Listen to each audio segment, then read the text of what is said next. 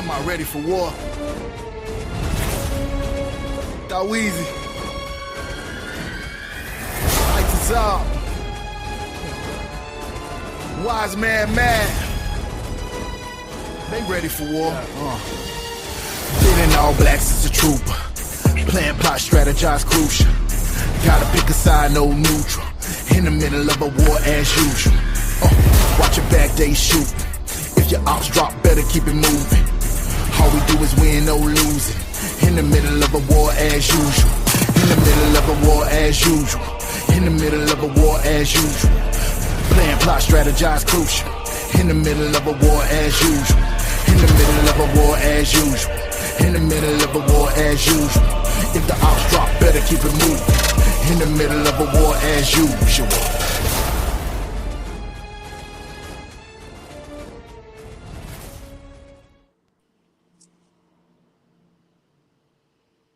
Alright, Yup.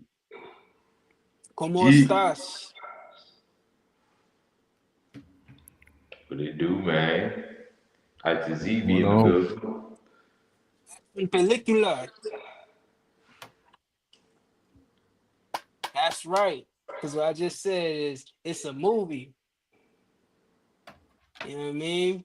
We back at it once again. I got the I'm in the home studio today, you know what I'm saying? I'm not at my fancy decked out studio, with the red. I'll probably jump back in there later on, but right now we going live from the mobile device. Cause the nigga be on the move. What we got lined up, y'all boy? a few things we can get into, you know what I mean? Like we're gonna talk about, you know what I'm saying, some of the backlash or some of the, the results, from the election, you know what I'm saying, what's happened after that, you know what I'm saying, take a brief snapshot of that. We're gonna talk about the TV series From, gonna dive into some NFL. We also gonna talk about some relationship stuff. So Y'all watched it? Y'all watched that show From? of course. You peep that, Joe? Yeah, I watched it. Listen, the latest season not over yet though. Facts. So True. you know what I'm saying? People still waiting to see what's going on. You can't drop too many spoilers. I mean, we could definitely give out some speculations, though. Definitely. Yeah. But what y'all think about the show? Fire. I mean, yeah. Yeah, It's fire. I guess we can go right into that then if y'all want to. Yeah. I think that's a good way to, get the fire going, you know what I mean? Facts. What you think about the show? I think it's a smash. Okay, season 1 and 2 were smashes. But season 3 kind of looking, it's really like, and I'm trying to say this without spoiling it too much, but Go ahead and spoil it. sometimes If you haven't watched the shows, show yet, you're slacking, y'all. Y'all need to watch the show. So go ahead and spoil it. Go ahead. it reminds me a lot of Lost. If you've seen the show Lost, you'll understand what I'm about to say. Because sometimes they with shows they make it loop. You know what I'm saying? It's like they give it the loop that is almost like it never ends, and that's why they have series after series after series after series, because it's like this loop that they can't get out of, that the show just can't get out of, and it's like every step forward is another 2 steps back. You know what I'm saying? And I know that they do this on purpose so that they can have longevity with a TV show, and that's what I'm getting from. I ain't gonna hold you. I would agree. It definitely adds to the suspense of the show. Each episode, you're anticipating the conclusion or what's gonna happen or why things are happening. So I would say that's a good part that they got, focused on. You know what I'm saying, down pat. But it is something that's like, oh man, you definitely want to see what's gonna happen. It's a little dragged out a little bit. Yeah, it's interesting. People saying that. Oh my bad. Yeah, you go ahead. You go ahead. Nah, you got it. I'll come back to you. I was gonna say, from my perspective, I've watched a lot of series. You know what I'm saying? I'm talking about series that have went into like season 6, 7, 8, 9, 10. So, you know, when I hear people like when they talk about like when I hear certain people, especially on Facebook, when they talk about like, you know, this is season 3 and everybody want the answers to the puzzle. You know what I'm saying? They want the answers now. You know what I'm saying? It just kind of shows me like what the temperature that we in where people just can't wait. And it's like, you know, writers are important. And I feel like in 3 seasons, like if you really just want to like get to the end of it, it's like I don't know. Good shows, like if you watch like for example, like I went through Game of Thrones, Walking Dead, those shows that go on for 6, 7, 8 seasons. If you a person that enjoys writing and dialogue, I guess for you would like the extension of the seasons because you like to see the actors and, you know, different scenarios that they put them in. But I guess if you just really want to get the point, you know what I'm saying? I guess after 1 season, 2 seasons, you want all the answers. But if you watch the show like Game of Thrones and you've like watched it every Sunday for years, I started watching The Walking Dead when it first came out. And I'm all caught up. So you can imagine watching every episode every Sunday for about 7, 8 years. We're talking about. Yeah. You know what I'm saying? So when a good show happens like this, I don't mind the drag out. I don't mind it unless, and I know you brought it up, the thing that it reminds you of Lost, where these are the people that created Lost. It's the same people. You can tell, you can feel it. Right. And some of the storyline from Lost to me is a little bit, you know, it pulls from it. And there's nothing wrong with that because certain directors and certain writers, they will have like a ongoing thing. But for me, I enjoy the longevity. Like I want the story to be layered so it can give me about, I think a real good series should last over 5 seasons. If it's really good, I think 10 is the very max of seasons because I think Lost went 10 seasons, but I think they could have wrapped Lost up in about 6 or 7. So I think when a series go about 6 or 7 seasons, it's probably in its prime. Game of Thrones did it with 8 seasons. I think when it's a really good storyline, you can pull it off. So we'll see. But you know, like I'm glad you mentioned Walking Dead because that's a hit series right there, right? Walking Dead hit series. Once it got up to like the 8th season, though, it kind of started like lingering a little bit, and it was like they need to do something. They need to shake it up, and I think that's why they came up with Fear the Walking Dead, and now they got Walking Dead with the one, you know, the one Edomite that's always driving a motorcycle, Daryl. They got the Daryl version Walking Dead or whatever, but they got to switch it up, and that's when a series is good, is when there's progress. You know what I'm saying? That's the only setback that I have with From. I like the series, but it's not giving no progress. You feel what I'm saying? It's like we looking at this show and it's stuck in this loop. It's stuck in this cycle, and it won't. It's almost like it won't move forward. It's like every little piece of information we get, we even more lost. You know what I'm saying? And that, like you said, it could make for a good show, or it could break a good show. You know what I mean? And in the way it's moving slow like this right now, we already at, I think this is the 8th episode they on. They usually only have like 10 to 12 episodes per season. And we still really don't have any progress in this show.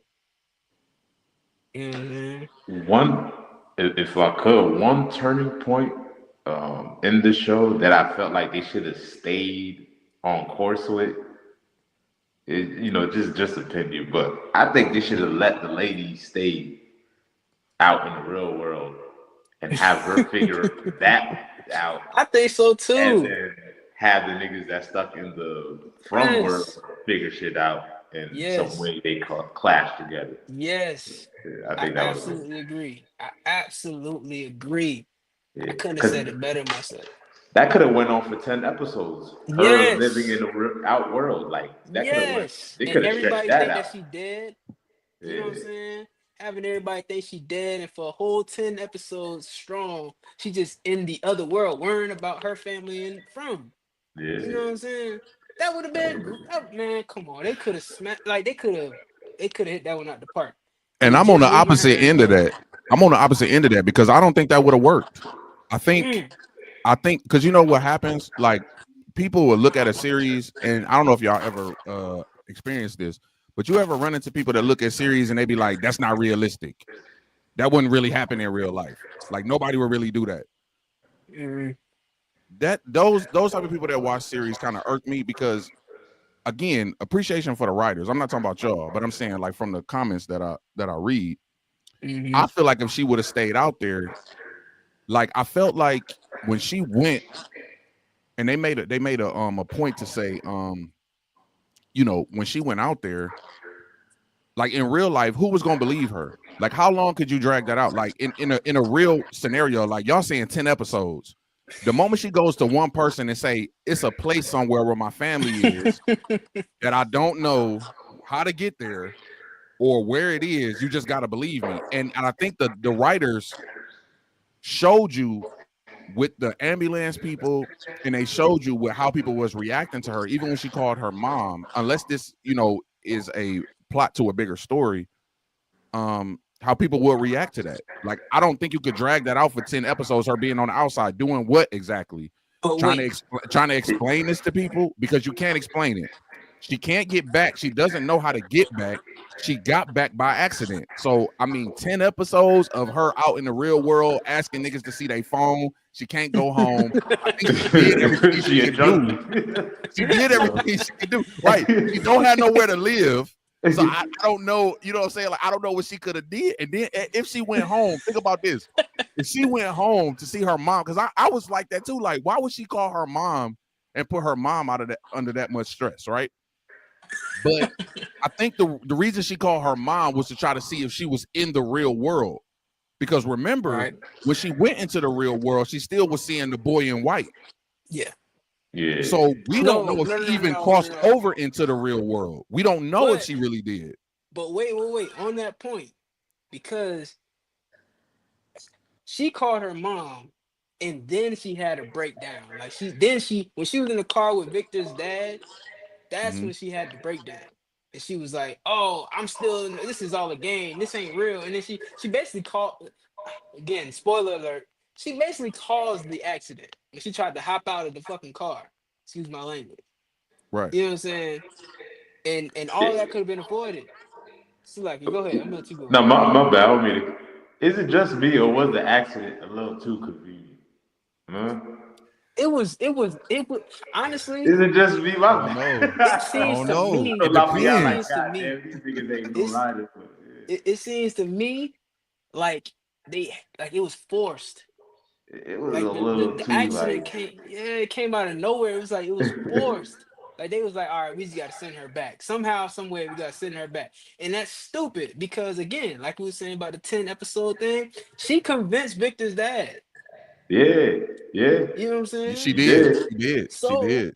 She had him. They could have been tag teaming in the real world and just trying to figure out how to get back, what to do, how to get people to, you know, give those people help. Mm-hmm. You feel what I'm saying? Yeah. Like that's all I'm saying. She could have stuck it out and just, you know, did something. But even though she couldn't do anything. Yeah, you missing some details though. That's what I'm saying. Like, it's about the details. That's why writing is so important, because what you're saying makes sense. But guess what? You're saying the accident. But why did she cause the accident though? Because she didn't believe it was real. Why didn't she believe it was real? I mean, it's a handful of things. She didn't believe it was real. See, it's those details in the writing that makes the story go. Remember, she was in the basement when she seen the pictures, right? What else did she find in the basement? That bracelet. The bracelet that she made for her husband. What else happened in the car when they was driving? She found the bracelet in the car. Right, but what else happened? Something else happened in the car. I don't know. You got to fill me in. See that, and that's exactly what I mean about details. She caused the accident. Not just she found the bracelet in the basement. Not only did she cause the accident, because remember the song came on and she said her favorite song. Her husband was playing and she said that was Miranda's favorite song. Remember the husband said that. That was their song. So now she was like, I don't think this is the real world. She didn't know. Right. So she in the real world, and then all of a sudden the bracelet that I made for my husband is in somebody else's house. our favorite song comes on the radio. I mean, I don't feel like the accident is forced. That's a panic button. Think I about can that. get that. I can see that.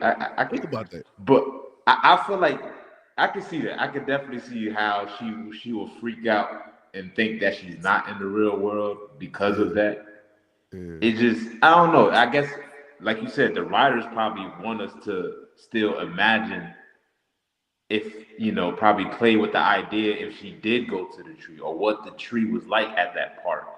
And maybe they're going to show that later down the line in the series. You know what I'm saying? Because I'm still thinking like, damn, what if they did go to the park?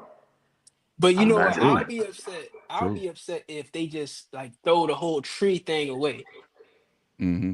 I'll be upset, and I've seen that happen in this series. Like they'll discover something and then it gets thrown away. Like for instance, was it season 2 when we start seeing the story about Boyd and how he got there and he found the goddamn cattle in the wilderness.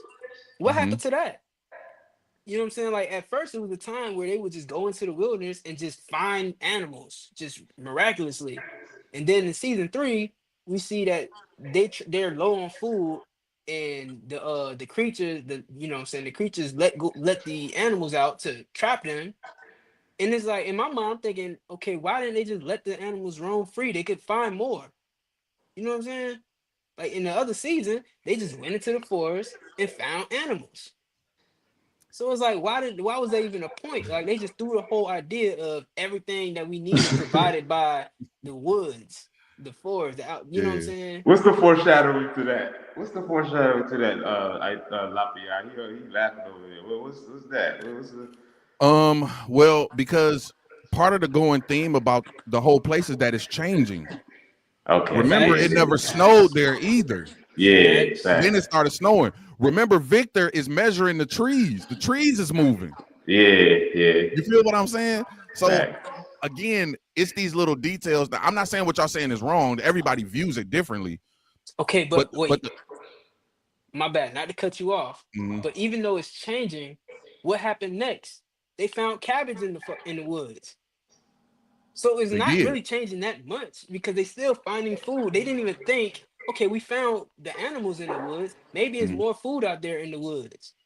You know what I'm saying? It's just like what? But remember, they hadn't went that far either. Yeah, they hadn't had to go that far because remember, they was able to grow their crops right where they were. So once they started rotting, it forced them to go deeper into the woods, which is where they found it on a whim. They didn't know that was out there because they never went that far. But even still, though, they could have. It should have been like first-hand thought. Like, okay, we got animals out the woods before. Let's see what else we can find. Let's go further into the woods, see if we can find more.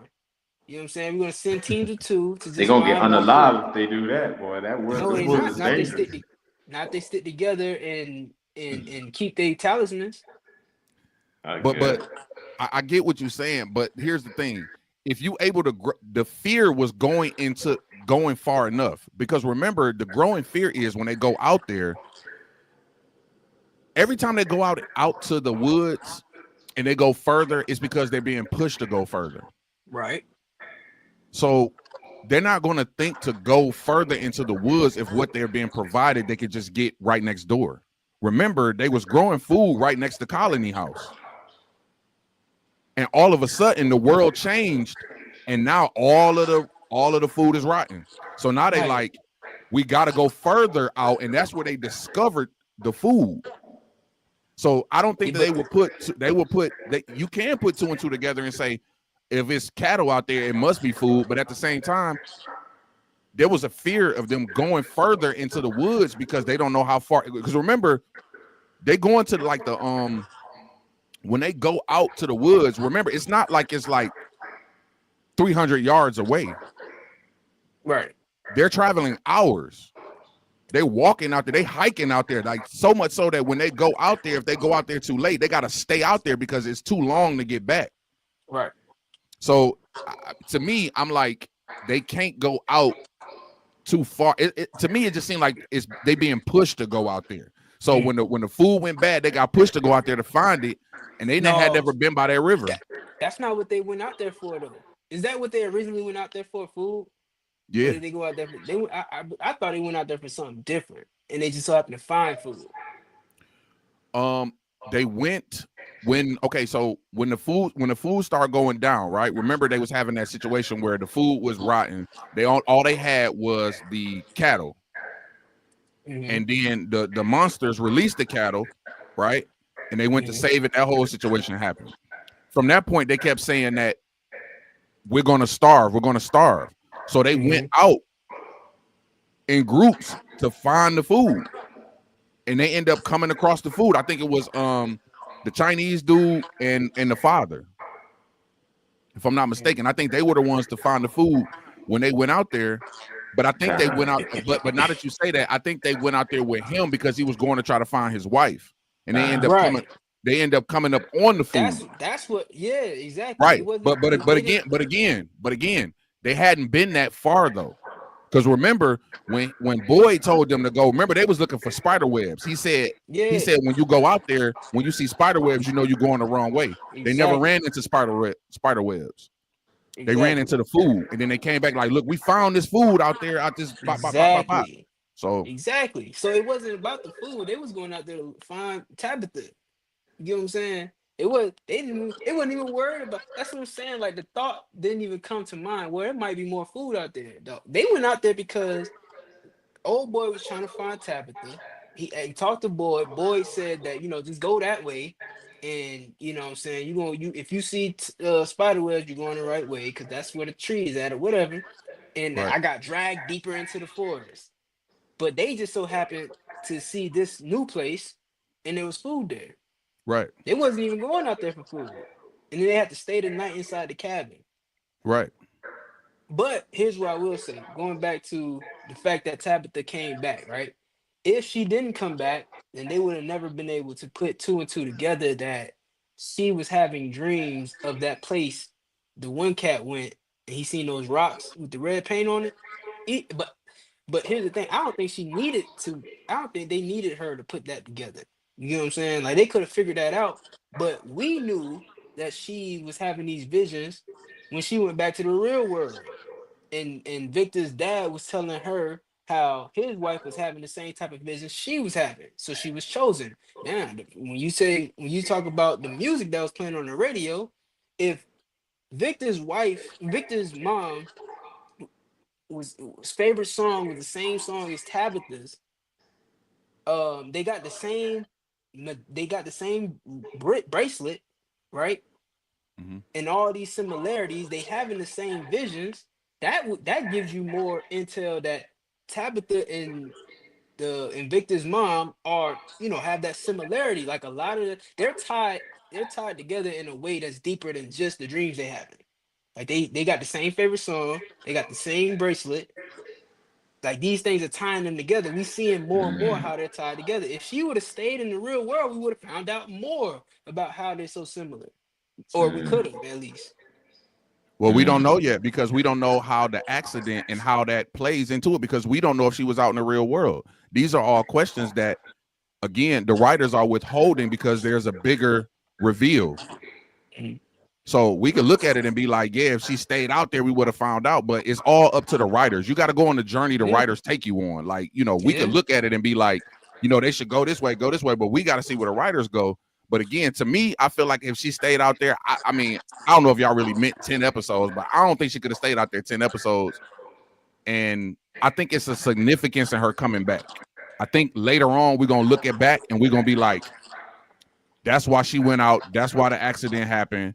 That's why Victor's dad came back. Like, we're going to be able to put those together at some point. I think they could have waited until the season finale to bring her back.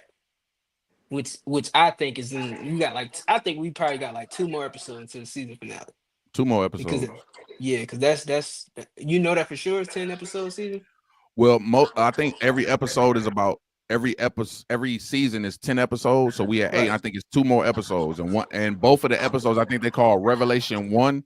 I gotta look at the tracking, but I think it's called Revelation 1 and Revelation 2. So again, they could have waited to the season finale, but it depends if the season finale and the reveal is bigger than that.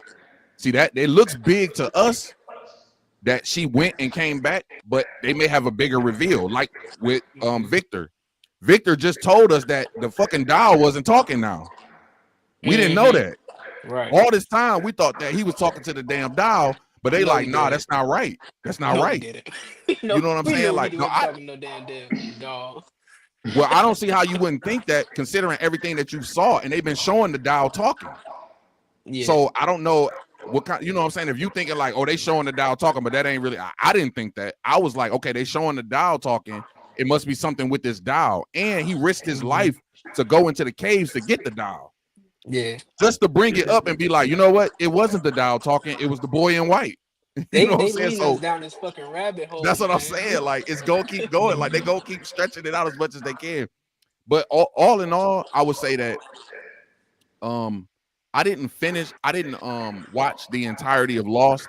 I skipped around because I literally got lost at about season like 3 or 4. Yeah, I got you lost lost after and that. lost. So then I had to like skip to the end and find out. But when I read the entire synopsis of the episode, I compared it to From, and I can see some of the similarities, like with the caves. I don't know if y'all watched it, but with the caves and not necessarily a talisman, but you know, bunkers and that stuff. whole thing is kind of got the same kind of feel to it. So Yes. I don't know. It got the same kind of Exactly. feel to it. Yeah, I ain't never seen Lost. Just a Yeah. side note. Don't From remind y'all of the wilderness a little bit? I know me and Austin Lafayette talked about this, but does it remind you of the wilderness? Like In when the Genesis? children of Israel? Or Exodus, I mean? Yeah, in Exodus, when we was out there for 40 years. Mm. Like, I don't know, Yeah, it gives me that vibe where like the sheriff is Moses, he's the overseer of the town. Mm. The white lady is Aaron, that's his right hand man. And then everybody's just trying to survive off of his commands and his orders or whatnot, you know what I mean? And if they don't listen, then I don't know, it just gives me I could imagine what the wilderness was like.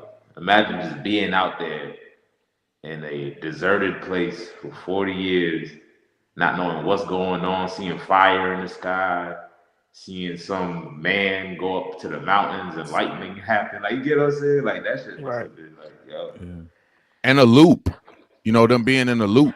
Yeah. Like, being in front, you can't get out. There's no way to get out. And, you know, just like in the wilderness, they wonder in 40 years for a trip that was way less than that. So you in a loop, you know what I'm saying, you can't get out of. So I can imagine them seeing, like you said, it compares because, you know, throughout that 40 years, he waited till all that whole generation died. You feel what I'm saying? So they watching people die all type of different ways, and all this thing is happening. So it is kind of like From to me. Like, I definitely see the similarity, you know, with that for real. And how they're No. and how like the idea that they were just provided with food, you know what I'm saying? Like, just whatever they really whatever they needed to survive was given to them. The talisman, the food, you know what I'm saying? All these different things, shelter, all these things were just given to them. So I can see that. And of course, a lot of Hollywood movies are derived from stories in the Bible. Mostly all just of them. I twist mean, it. not all Yeah. of them, but stories like that, those are stories from the Bible. They take our story and, you know, change it up a little bit, but it'd be the same thing. But yeah, but as far as this show is concerned, I like the acting, I like the actors. I think Victor is like one of the strongest actors on there. Him and Boyd, obviously. But Victor playing his part, bro. Like that man is 50. In real life, that man is 53 years old. But he give you the vibe that he a 50-year-old man with a 8-year-old mind. Childish mind. That's there's a classification for his illness. You know what I'm saying? Like, they have something about, I think it's Peter Pan syndrome. If not that one, it's another one. Back up the mindset of a child, even though you're grown. You know what I'm saying? And that's right. And they captured, like, that brother. I mean, not brother, but that cat who plays that man, he captured that shit like perfectly. You know what I'm saying? Like, yeah.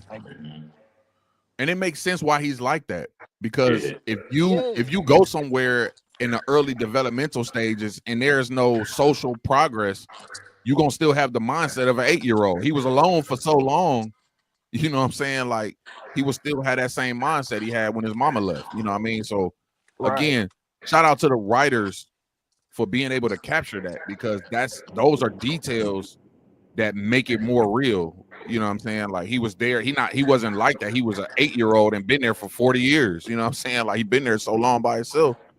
He's still a kid. You know what I'm saying? And you could see that when he started going off on people. You know what I'm saying? When he's like, Now the one time he stepped out of that is when old boy. Remember when old boy tried to take the lamb? I mean the goat or whatever. And he had pushed Victor, and Victor took the mag out the lunchbox and pointed it at old boy. I'm pulling brains out. They was all scared. They didn't know what Victor was about to do. He was about to light them. He was about to kill my man. Like, he was not playing. Hey, Victor had me shocked. I'm like, damn. Victor got gangster real quick. He was not playing, bro. He upped the mag quick. Like, bro, I will gun you down right now over this damn goat. Yeah. Over a goat. Playing. Over a goddamn goat, nigga. Yeah, that's crazy. Hey man, shout out to the Bears, man. Who in the Bears? You got Mike Love. What's going on with you? You know what I'm saying? Listen, man, y'all give us y'all thoughts and opinions on the show. You know what I'm saying? Did you like it? Did you dislike it? Are you expecting more? What are you expecting from out the show? You know what I mean? Feel free to jump in. We're gonna put the link in the chat so everybody can, give their take on it if they want to. If not, you know what I mean, we'll probably keep it moving on with the next topic. But y'all give us y'all takes on it. Yeah, but all around, you know what I'm saying, it's a good show, man. I recommend it, you know what I'm saying, so far. You know what I'm saying? 3 seasons in, I'm hooked. You know what I'm saying? I want to know. I'm hoping that these next 2 episodes give us a little bit more to keep everybody like, oh, okay, good. You know what I'm saying? We need to know. It seems like from this last episode that they posted, it's giving us more. So I'm expecting 9 and 10, which again, I believe is called Revelation 1 and Revelation 2. The next 2 episodes, I think that's what they called.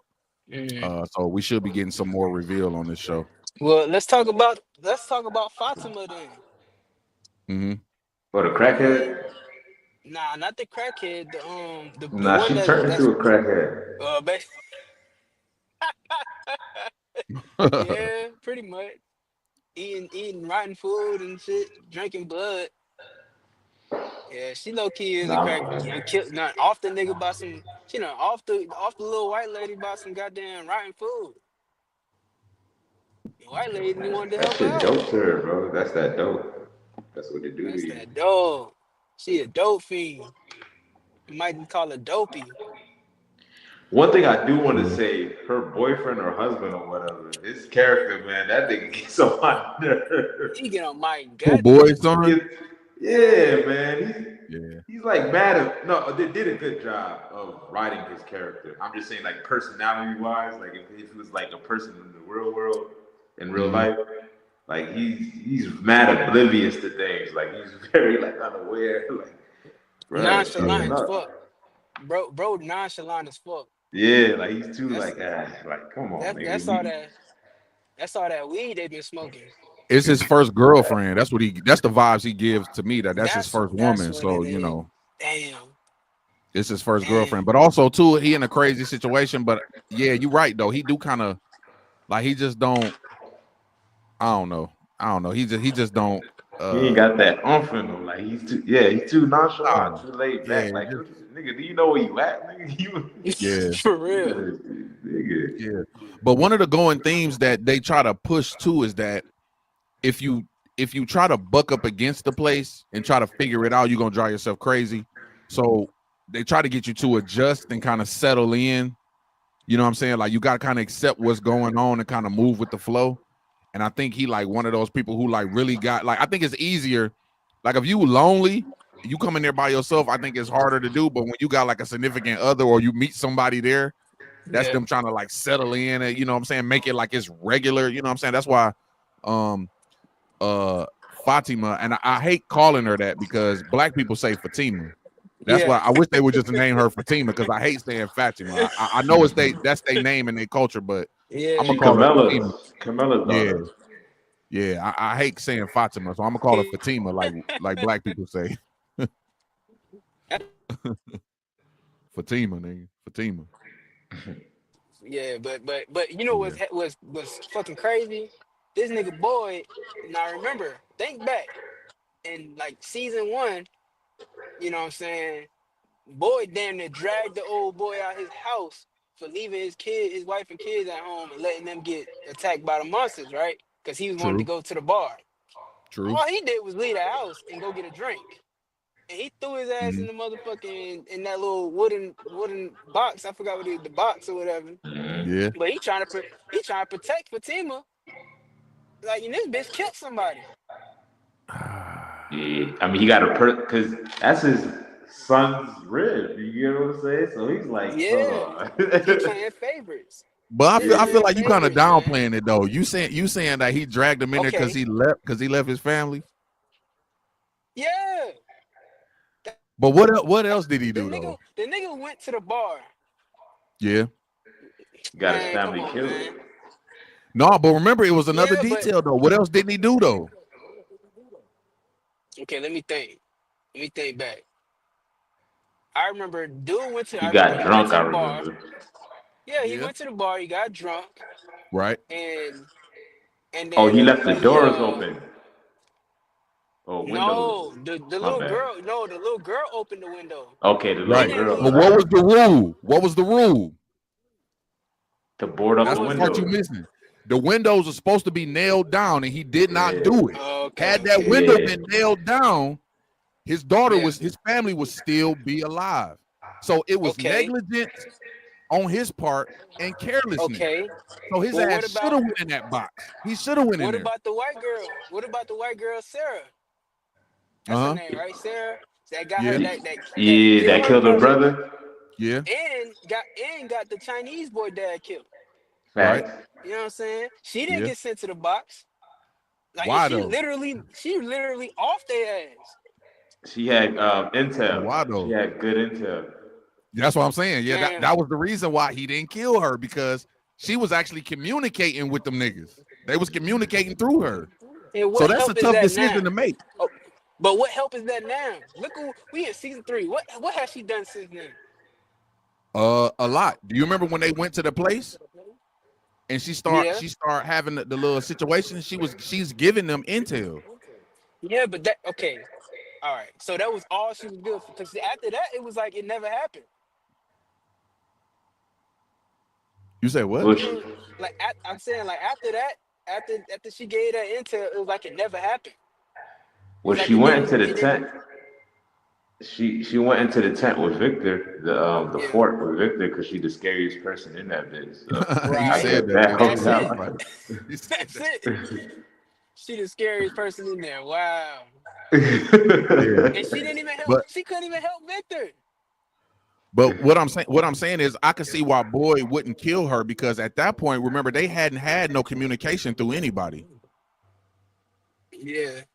Who before that had communication? She had killed the boy written on her arm. You know what I'm saying? Like, she's seen that. One of the things about this show, and I don't know if it's translate to real life, but they could probably get further if they all start communicating about the shit that they seeing. It's like they get something happen to them, and then somebody be like, "Are you okay?" And they be like, "Yeah, I'm good." Why don't you tell her you seeing a drowned lady in the damn Komodo? Why don't you tell somebody that you seeing that? You know what I'm saying? Like, that's the first thing I would have said. Like, listen, the reason I tried to kill him is because look at my arm, nigga. Look at my arm. That's what I said. And they told me if I kill him, I'll go home. Yeah. And, you know what I'm saying? Like, they need to be talking. Yeah, they do. Instead of waiting for people to read their goddamn mind or something, like you in a weird ass place, weird shit is happening, and nobody's gonna look at you sideways if you say some weird shit happening to you. Yeah. Fatima, if she just told somebody, "Hey, look, man, I'm eating weird shit." You know what I'm saying? I think I'm pregnant. I'm not. Something wrong with me. What we gonna do? Yeah. I'm having thoughts of killing people. I don't want to kill nobody, so help me out. Give me you know what I'm saying? Like, they not I think talking. it's the fear of being ostracized. You know what I'm saying? Like, which in that scenario, if you keep the right mindset, I guess it's like, you're in a fucked up place. So everybody Yeah. should understand. But they Right. not understanding though. They still won't understand. You know what I'm saying? Like if you start telling them that, they're gonna start looking at you funny and looking at you different and treating you different and shit. Like, I guess that's what they're trying to portray. And I guess that's why they keeping the secrets. Because if I tell you, like, bro, I'm seeing fucking cicadas everywhere, you know what I'm saying? They might be like, put that nigga somewhere by himself. You know what I'm saying? Like, they don't want to be away from the hive mentality. You know what I'm saying? Like, they want to Yeah, be, that's weird though. That's yeah. weird. And but here's the thing: out of all those people that's having issues, the weirdest motherfucker in there, the strangest motherfucker in there is with the program. Like, bro, it's weird shit happening. This ain't the real world. You know what I'm saying? You need to fucking adapt. Cause you making it hard. You making niggas feel uncomfortable. You know what I'm saying? Who Like, did we you leave say skipped it the it. was? name that you said. It froze up. Yeah. It froze up when he said. Tabitha's husband, whatever his, I forget his name. Oh, Oh okay. yeah. Yeah, I think he he's like doing a the good job. I ain't gonna front. man. He the weirdest motherfucker because it's like you the only one that won't adjust. Like you don't act Yeah. normal, and we not. This shit ain't normal. He calling himself protecting, but I guess he in a tight spot because he don't want to lose his wife. I mean, they was getting a divorce anyway, but he didn't want to lose. He don't want to lose his wife.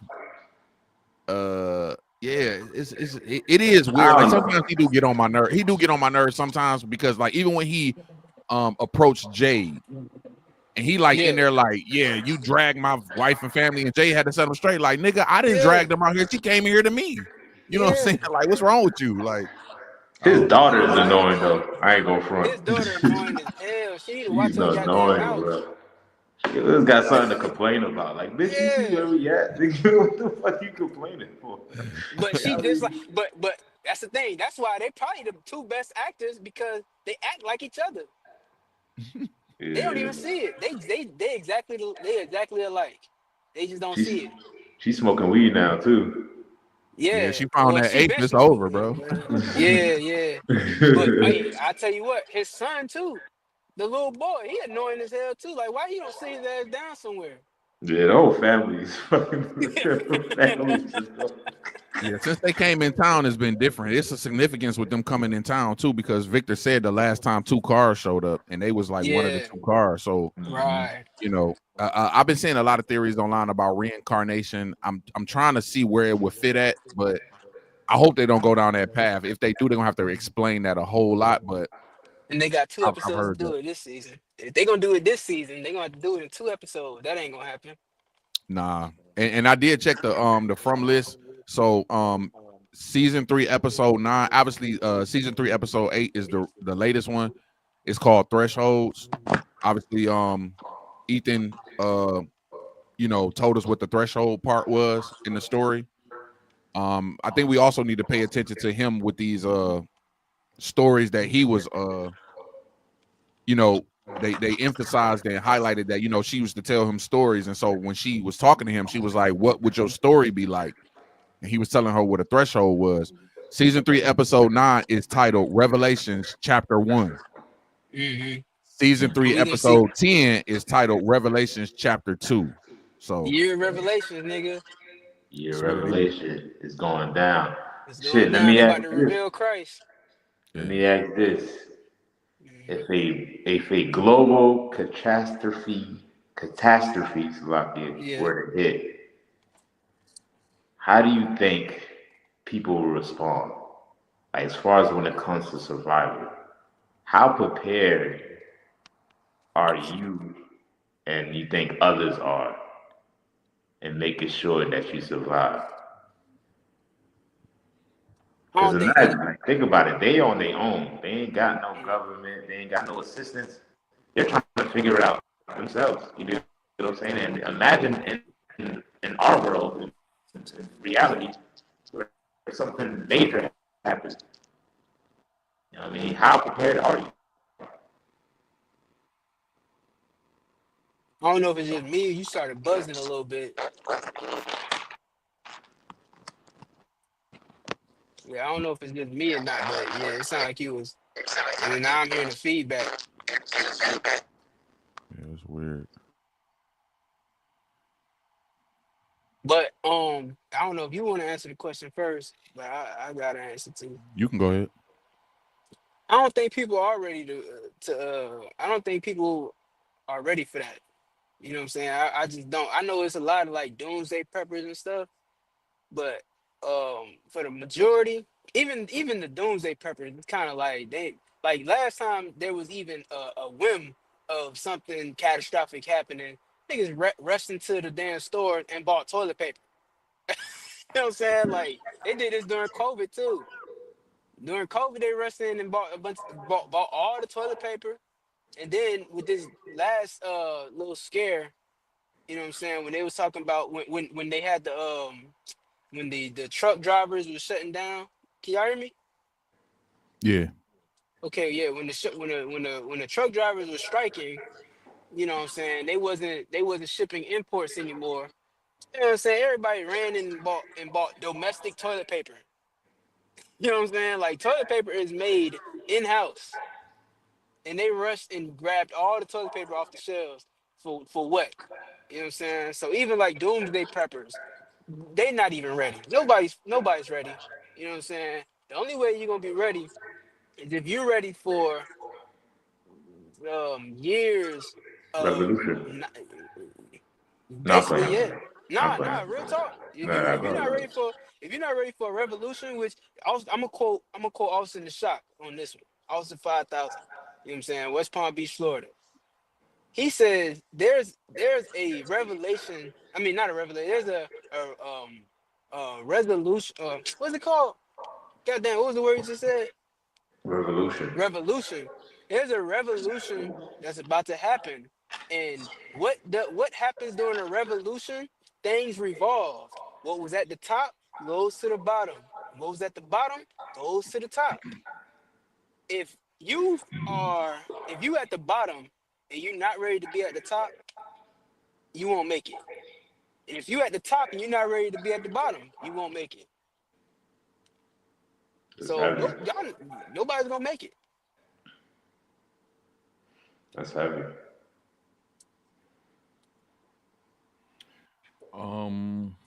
You can go ahead if you want. No, go ahead. Go ahead. You know what I mean? I was gonna say there's a level of prep that you can be. I think the vast majority of people will be are not prepared because they're thinking about now and not later. But I think it's like I think we should be. I think you should have a mix, right? You should have a good mix of doomsday prepping, being able to stay present in the moment. You know what I mean? Like I think you need those. I think you need those things. You know, and even if you're not able to sustain for years, I think that you should be prepping to try to sustain for years. Like I don't think you can save up enough to sustain for years, but the basics of what you need, you should be able to get it without being able to go to Publix or being able to go to Walmart. You know what I'm saying? Like if you're not in a position to where you able to get water unless it's at a U scan or at a some sort of facility, then I don't think you're prepared to live, living off of essentially would be, you know what I'm saying, the Isarians, because they're the ones providing the trucks and providing the stores for you to go and get your chicken, your beef, you know what I'm saying, your water. So, if you're not prepared to kill an animal, if you're not prepared to, know what you can eat out in the wilderness, then we're just not prepared for something, something catastrophic like that. Mm-hmm. Right. And yeah, it's something that people should be mindful of. I mean, especially in the circumstances that we're in now. Things are changing drastically, and I'm not trying to be sounding like one of those end of the world ideologists, you know what I'm saying? But I mean, we do talk about the end of the world, but them crazy ass motherfuckers, conspiracy theorists and all that. But things are changing You know what I'm saying? And they do have their effect on us, right? So it's important that we do pick up certain traits and certain skills just in case, just in case. You know what I'm saying? But, still in all, it's to refer back to the show from, um, like Itazab mentioned, like every 2 steps that they take ahead, it seems like they're drawing back to some way somehow. Because there's in the show there is like some great entity or some great power that controls everything. Like remember in the when they built the tower and they was trying to see if they could communicate with the outside world, and a nigga called Mhm. the father and was like, you should have never done that or go get your wife. Like there's something out there that's watching them and that's pulling them back. You get what Yeah, I'm saying? And they, that's the same thing. like with the call from Thomas. Yeah, right. From the call from Thomas is, you know what I mean, talking to his little boy and all that. You know what I'm saying? And so I feel like it's the same thing with our reality. You dig what I'm saying? Like there is a power out there that's watching us. Like even in the wilderness, you know what I'm saying? That made sure that things happened the way that they did, even when we try to progress and go to the promised land. We wasn't able to. Mhm. So even with us as we in this time that we in right now, if we ain't serving that power or being obedient to that power, you know what I mean, no matter how much we progress and whatever skill we obtain, he'll make sure that we draw back. And it'll be something where we won't even know, like, you know what I mean? Like we won't be able to control it. You dig what I mean? Like, you know what I mean? So, I think preparation and the Father, you know what I'm saying, that everybody out there in the world need to align themselves with. Be prepared and serve your God. You know what I'm saying? Right, because that's where the instruction is going to come from. I mean, if a brother didn't prepare, how would they have known if they're not connected to their power, right? Which is what we should be. How would they have known to put the blood on the doorpost? Mm, It still take work.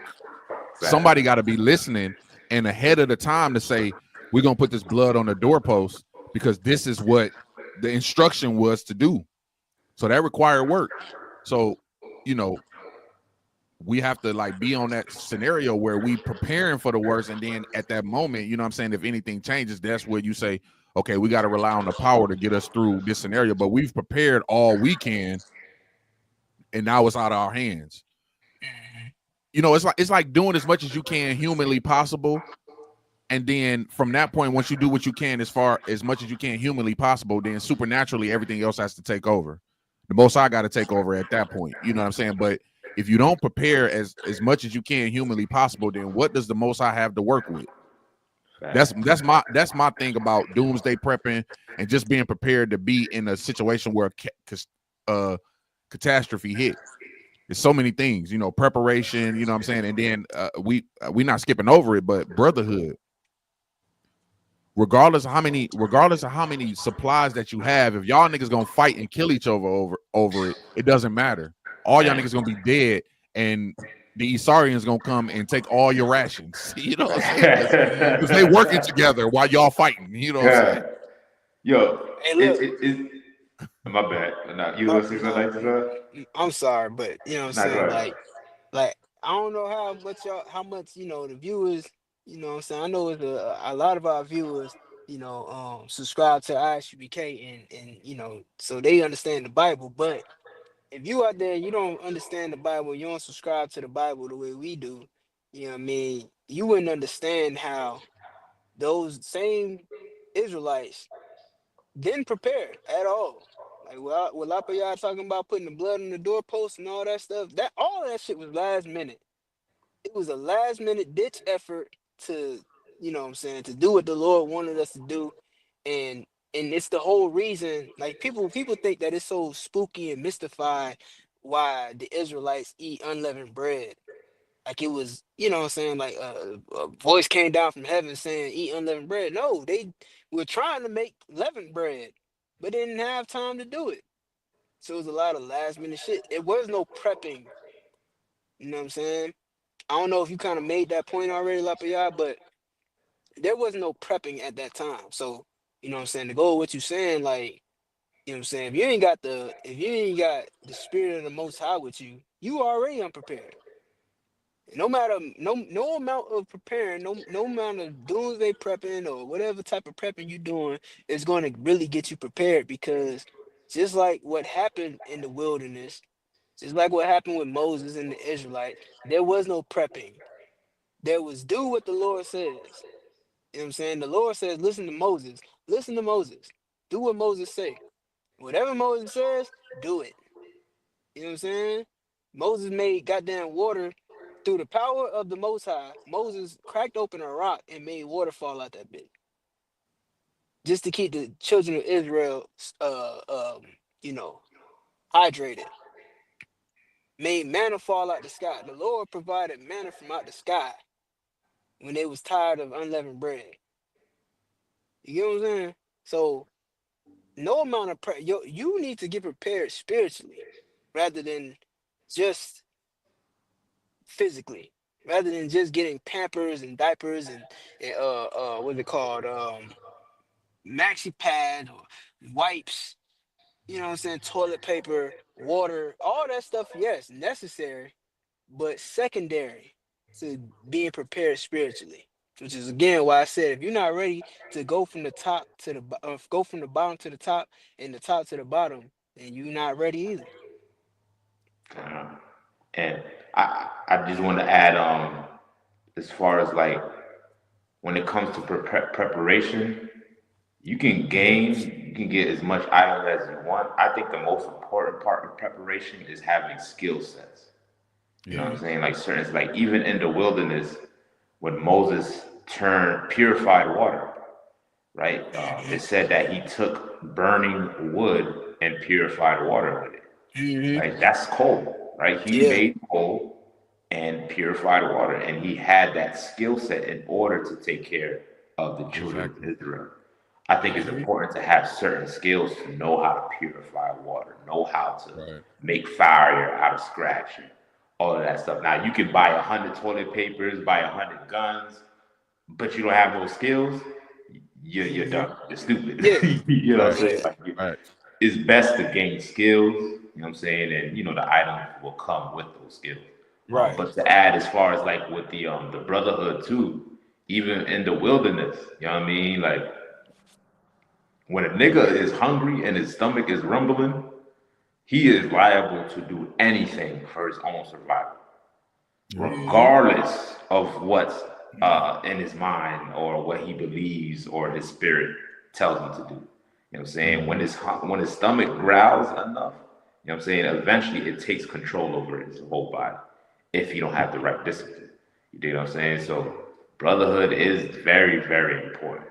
You know what I'm saying? Maintaining that discipline, you know what I'm saying? You know, maintaining that bond, you know what I mean? Because when shit gets rough, you know what I mean, it's not the best time to show, you know, that you wasn't preparing yourself, like I just said, and like you wasn't preparing yourself spiritually and making sure you're disciplined. You know what I'm saying? That you don't have to eat all the time. You don't have to have what he has. You're not covetous. You're not, you know, wanting what a brother got or none of that stuff. So when stuff hit the fan, you're not met with those temptations. You know what I'm saying? So.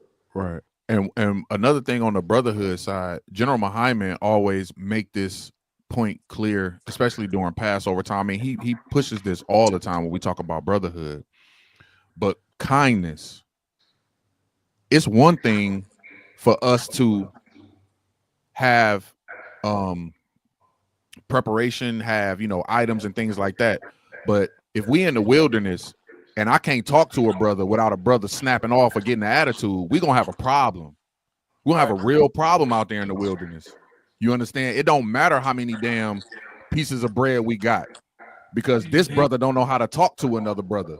It's simple things like that that General Muhammad, General Yohana try to put us into. When you're dealing with soldiers, you're dealing with men, and you're dealing with people. And if you don't know how to control your mouth or how to address certain people, you're gonna run into a scenario. And these be the little things that cause us, like, even so much so, like when you look at the Day of Atonement, right? You know why the Day of Atonement is so important? I mean, obviously for the regular reasons, you know what I'm saying, and why we do it. But think about the practicalness of it. being able to control your emotions in the event that you cannot eat, drink anything. You know how people be talking about they get hangry? You know, it's grown people who feed themselves that if they wake up in the morning and they don't have a certain amount of food, that they are angry by nature. They just angry. So can you imagine being in a messed up place in the woods, in the wilderness, with 30 niggas that ain't ate and ain't had their coffee and can't function, and niggas is snapping off at niggas and nigga, I said do this, nigga, you better do this, nigga, I'm the bro. We gonna be out there, somebody gonna get their neck snapped, and then we're gonna be like, what happened? Because this brother did not refer back to his training. See, you can punch all you want to, you can punch, you can shoot all you want to, but the connecting glue is being able to deal with your brother the correct way. That's the most important thing. If you ain't able to deal with your brother the correct way to get the resolve, you ain't gonna be able to lead nobody. Y'all all gonna die. Straight up. And if I can go ahead, you got it. You got it. Nah, you got it. I yield. Nah, go ahead, man. All right, no sweat. Listen, so to add to that, you know what I'm saying, it also takes rank and order. You know what I'm saying? Because brotherhood is one thing, right? But of course, like you said, you're dealing with hungry, angry brothers, and sometimes that can get to a brother. You know what I mean? Which is why forgiveness is the main portion of brotherhood. If you're gonna have brotherhood, you gotta be able to forgive, because a brother gonna mess up. You know what I'm saying? It happens. A brother gonna mess up, so you gotta be able to forgive. But sometimes it comes to a point where two brothers don't see eye to eye, and that's where rank and order comes in. Because now you got a man over both of y'all who gonna say, "Hey, look, you tripping and you tripping. This is what y'all gonna do," or you know what I'm saying. However it goes. But you know what I'm saying, that rank and order is gonna keep that structure while we going through the worst. That's another reason why we not prepared, because the majority of black people, if you're not in the ISUPK, even if you in some unnamed purple group or whatever, you know what I'm saying, there is no brotherhood for one amongst black people, and there's no rank and order amongst black people. We live in a kill or be killed, crab in a barrel, you know what I'm saying, lifestyle. You know what I'm saying? That's the type of lifestyle we live in. It's eat or be eaten. Kill or be killed. You know what I'm saying? Too many chiefs, not enough Indians. Exactly. And everybody wants to be the chief. So for real, if we can't get past our own egos and let somebody be over us, like, have a brother who's more experienced, more knowledgeable, more, kind than you, be over you, then we effed up. Right. And what let me know that we're not there yet is the fact that we ran into the damn polling booth to vote for East Indian and a white man. We're not there yet. We're not there. And if it happened tomorrow, we'd be in a bad position. Right. And all what you're saying is true. And so, I would imagine that, you're going to have to deal with people. Let's just say a global catastrophe happens, right? And obviously we're going to be around each other, right? But we may encounter people that's outside of us. We showing brotherhood to one another is one thing, but being able to show brotherhood to people outside of us is going to be key too, because they could pose dangerous threats. But if we are not linked in like we're supposed to be, if we don't refer back to training, if we don't keep that in the forefront of our minds, then we can endanger, a lot of people. And when you watch the movies, like when it always happened, it always be like the neighbors, like it always be something like they used to be cool, but when it got down to resources, all the brotherhood went out the window. There's an old school show, an episode on the Twilight Zone. And basically it was a doomsday thing where something came on the radio and told them like it was the end. One guy was prepared. He had a bomb shelter. The rest of the neighbors didn't. They was all over his house at a party. They got the news like, oh, nuclear bomb finna hit. Everybody get to their bomb shelter. So he had enough rations and stuff stored up for his family. So he like, all right, well, I got to go down here with my family. He didn't have enough for everybody, but guess what? They wanted to kick in the door. They tried to bust the door down. They try to, they turn their back on it. They try to kick the door in, and then all of a sudden the radio came on, and all the stuff they was doing to try to get in there, the radio came on, was like false alarm. But it had exposed all of his friends and all the people that he called neighbors, exposed them for their true nature. Mm-hmm. And I think, to me, that's a tell sign. You know what I'm saying? Like, those people abandoned all brotherhood because nature took over. And that's where the training comes in. And that's why, again, I refer back to, Day of Atonement, being able to control yourself when you don't have the things you're used to. That's going to be important. I think that be the thing that break down the structure. Somebody getting too emotional, somebody getting too, full of themselves. And when that happens, that can start a string of things that it just spiral out of control. Mm-hmm. God, if I may, I think, one thing that we all can take from it is the reality aspect. Like, you're gonna be dealing with people with different personalities, right? It's easy for somebody to say, well, this is the structure, this is how it's going to be, right? But there is no obligation for them to abide to that structure. Right. They're not obligated. They should be obligated. They should want to, listen to Moses and do what he tells them, but they're not. They have that instinct within themselves where they can resist and just say no. You get what I'm saying? And Moses, a brother like that, dealing with that in that situation, did certain things where he created, the rank and order, and where he listened to his father-in-law, was like, you know what, this burden is getting too much on me.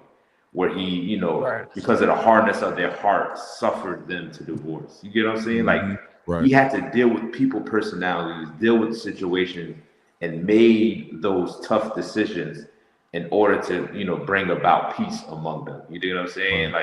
And it's something that, as a leader, or, what I'm saying, and somebody that's preparing for these, our people, in these times, you have to put in thought that, everybody's not going to respect the fact that, you're an officer just because you're an officer by name, or you're a captain just because you're a captain by name.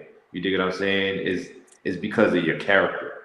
It's because of the, what it's because, the brotherhood. You know what I'm saying? Are you a officer by action? Are you a captain by action? By how you, carry yourself and how you, handle situations. Mm-hmm. That's what makes you a Moses. You get what I'm saying? Like, he knew how. They said that he was the most humblest man on earth. That's what they said about Moses. You dig what I'm saying? Like, he had to deal with, I could not imagine to be in that position. Like, he had to deal with all type of moments. His own sister and brother was, turned on him at one point. Yeah. So, all in all, man, like, what basically what we're talking about is that every aspect of the UPK is what's going to get Black people through something like a worldwide global catastrophe. You know what I'm saying? Like, this is universal practical knowledge. Right. You get what I'm saying? This is knowledge that you can use in your day-to-day average life. And if there was ever a time where a catastrophe happened, so catastrophe happened tomorrow, we'll be straight because we know exactly what to do.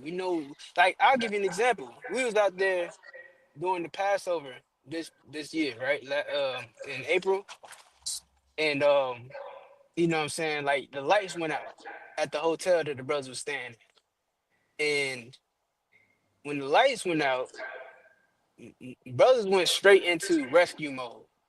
You know what I'm saying? Checking on people, making sure they got what they need. You know what I'm saying? The power out. That means like, you can't keep your things cold and stuff in the refrigerators.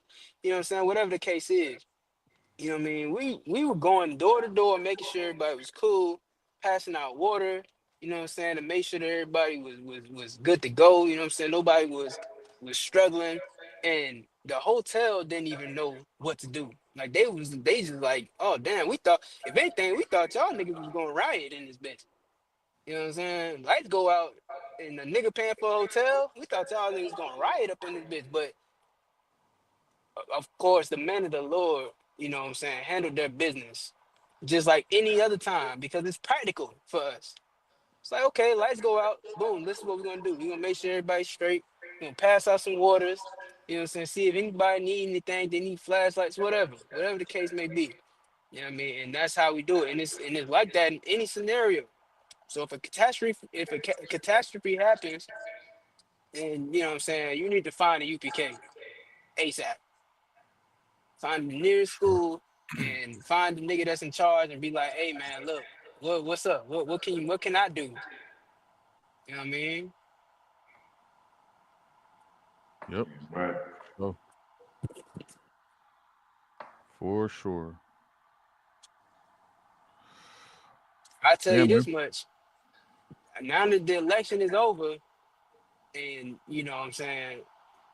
Now, I think we might just go into the next topic. Before I even get into it, right? Like this election, like these past 4, 8 years, really been very historic. You know what I'm saying? Really, if you go back to Obama, this past how long has it been? Obama got in office in 2008. It's been damn near 16 years. It's been a pretty fucking historic 16 years. Not for the reasons that people think, but because of what took place. Black people voted for an African, and he did nothing for black people. But of course, the world looked at that as the first black president. Then the Donald Trump gets in office, and this is the first time a celebrity becomes president. This man, like when I first heard about it, it was like it was bogus to me, but at the same time, something in my mind was like, I expected this. Like something in my mind was like not shocked that this man ran for president and won, a celebrity, right? And he won and ruled over America for 4 years and lost the next election to a goddamn senior citizen. And all of his supporters stormed the Capitol. I mean, like full-fledged terrorism in America on American soil. Full-fledged terrorism by Americans. You know what I'm saying? And then fast forward another 4 years. Well, in between, you got this Indian woman sitting in the White House as vice president. You know what I'm saying? She Indian for a whole 4 years until she ready to run for election. Now she Hmm. black. Right. Now she's black, and everybody talking about voting for her. You know what I'm saying? But in an upset, the white supremacist wins again. Like that's pretty. I don't know if that's ever happened, but I don't recall there ever being a time where a president sat in the White House, ran again, lost, and then ran again and won. I don't know if that's ever happened. I doubt that it happened. But you know what I'm saying? That's historic in itself, right? And a lot of black people voted for him. A lot of Spanish people voted for him, or Hispanic people voted for him. You know what I'm saying? It's crazy. And so now the next 4 years, we only gonna see how it gets worse. These people now, what you got to realize about this election and how this shit went, both sides have militants on their side. You got the Proud Boys and like all these different redneck societies that are on Trump's side, and then you got groups like Antifa on on the Democrat side. You know what I'm saying? Both parties have people who are ready to unalive and be unalived behind their position in politics. Mm-hmm. And now you got this whole situation where they sending out mass texts to black people talking about get ready for slavery.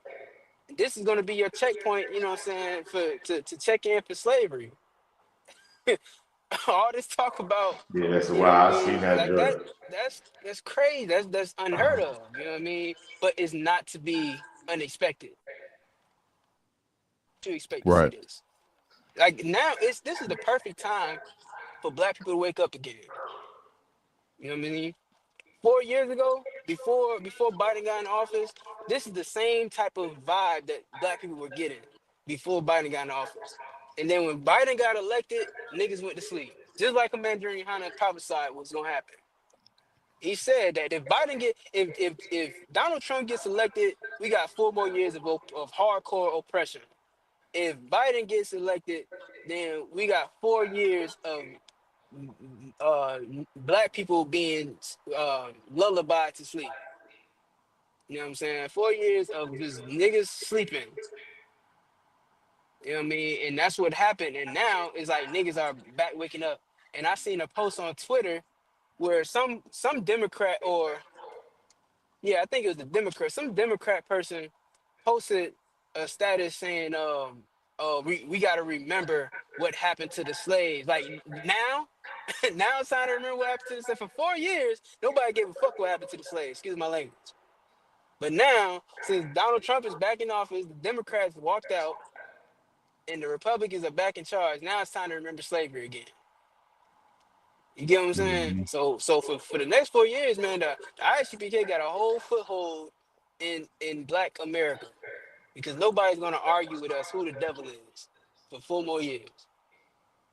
Right. I brought up this graphic to show people how much of a landslide it was. It's crazy. Yeah.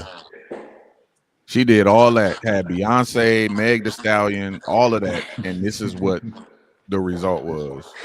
She did. She pulled out all the stops we said she would have to do to even make it a competition, and she did everything. Yeah. But you know, people just wasn't having it, man. It was just too many damn concerts. You know what I'm saying? Like too much.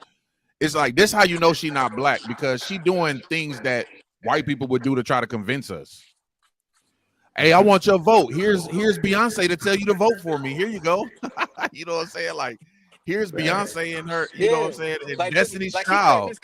Here's Meg Thee Stallion shaking her butt. Like, I'm sure y'all like this, right? Here you go. This Right. Vote for me. And you know what I'm saying? And that shit didn't work. It just didn't work.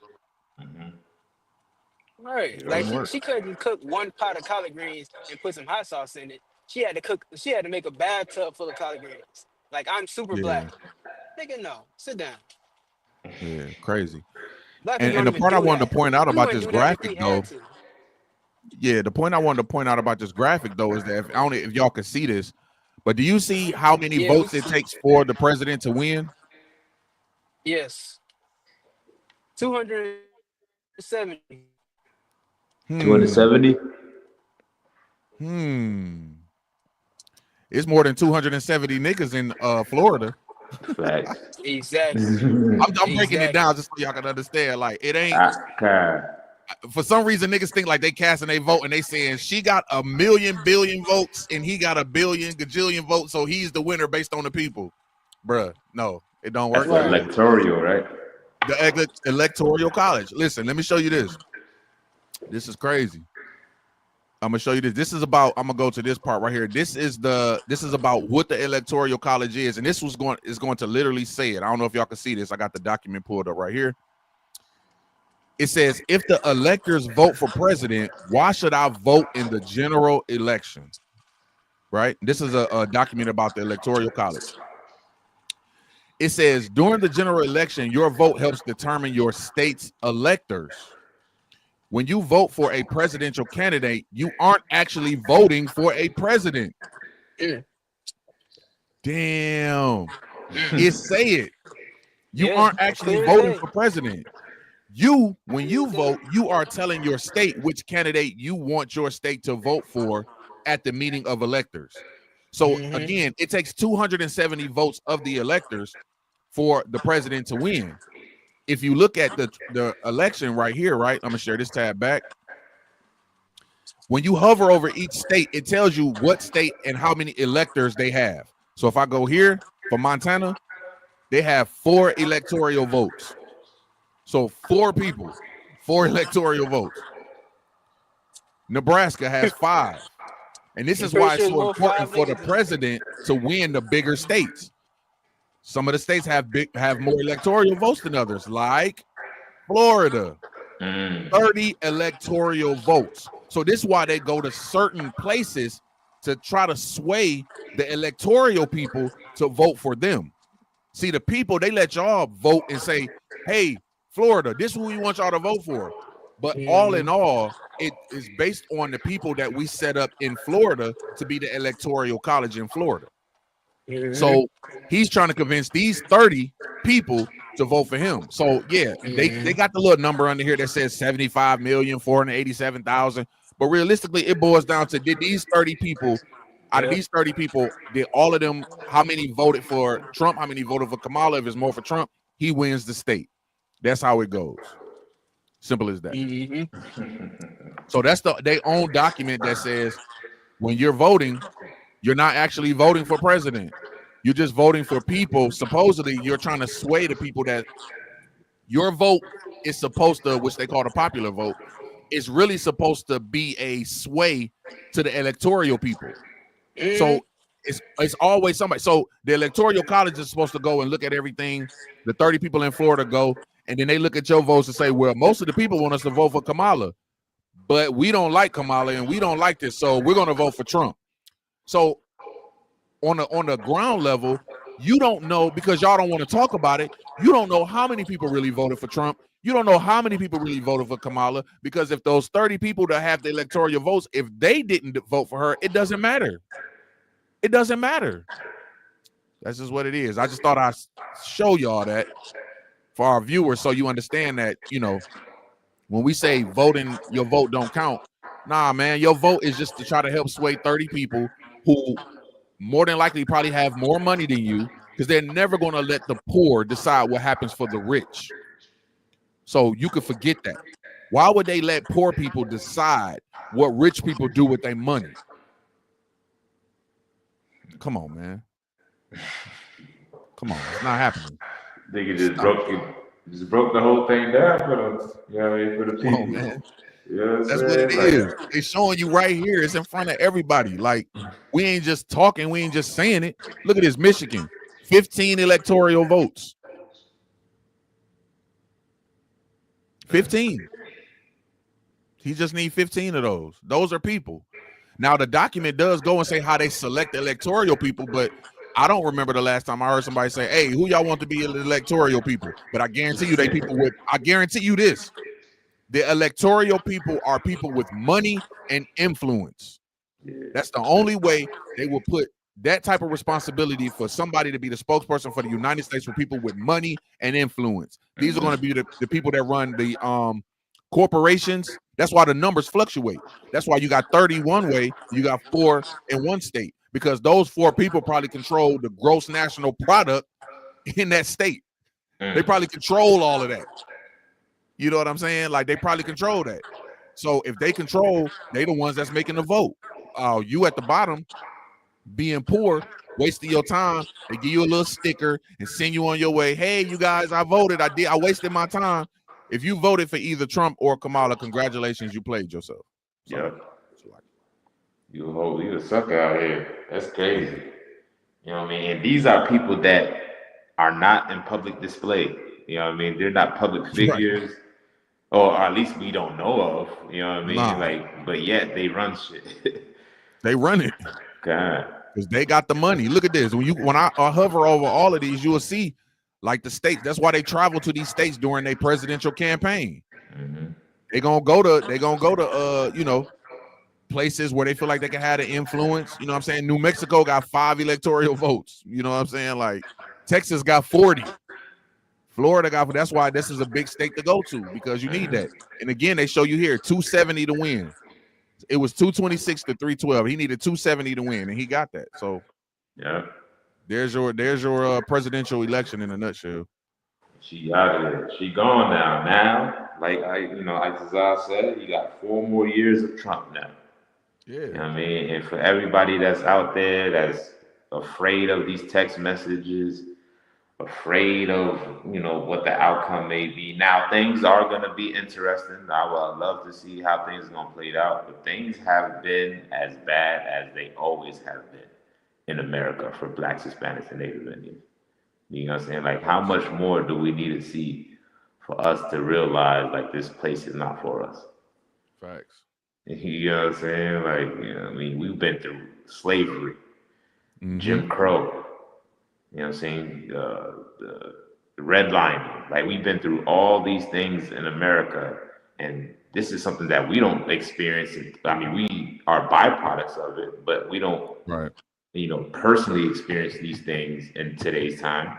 You know what I'm saying? So what makes you think, things are going to get worse? They always been bad. Right. They always been bad. Right. You got to get yourself together now. Oh, he in the studio. Uh-oh. Back in the studio, make a little excursion. Just like back in 2008 when they was like the you know what I'm saying, when the housing market crashed and we was in a recession. Somebody had to go in the hood and put up a sign and say, "Hey, niggas, we in a recession," because niggas was already living at the bottom. We was already living from check to check. We couldn't feel it. You know what I'm saying? We didn't know it was a recession. What we did know is that now we can go and probably buy a little scrap piece of house and try to do something with it. You know what I'm saying? Make a little investment. But at the end of the day, we stayed in a recession. We've been in a recession. I'm gonna be honest with you. Black people, Blacks, Hispanics, and Natives have been in a recession. To me, I have to say since forever, bro. I could agree. Forever. Like, we've been in a recession. I can't remember a time where it was you had to go back to the Garden of Eden. That's the only way. You had to go back to the garden. And we only had that for a minute. You know what I'm saying? Like, we've been in a recession. You know what I'm saying? So, Black people, we got a lot to learn. You know what I'm saying? Like, if we could just, it's a tale of misplaced power, a tale of misplaced, a lot of things. But we've been in a recession. You know what I'm saying? So, voting for these people until I see gold streets in the hood, they ain't doing shit for Black people. That's right. On the damn thing. I want to see gold streets. I want to see not only gold streets, I want to see street lights and no abandoned buildings and safety in the hood. That's when I can say, if you get me a president that do all of those things, I'm still gonna say he the devil that the Bible speaks of. But at least that'll be some change. At least that'll make me flinch at maybe voting. If a nigga say, listen, it's gonna be gold streets and police gonna be taking out the hood, I might be like, damn. I don't know. I might have to cast my little popular vote.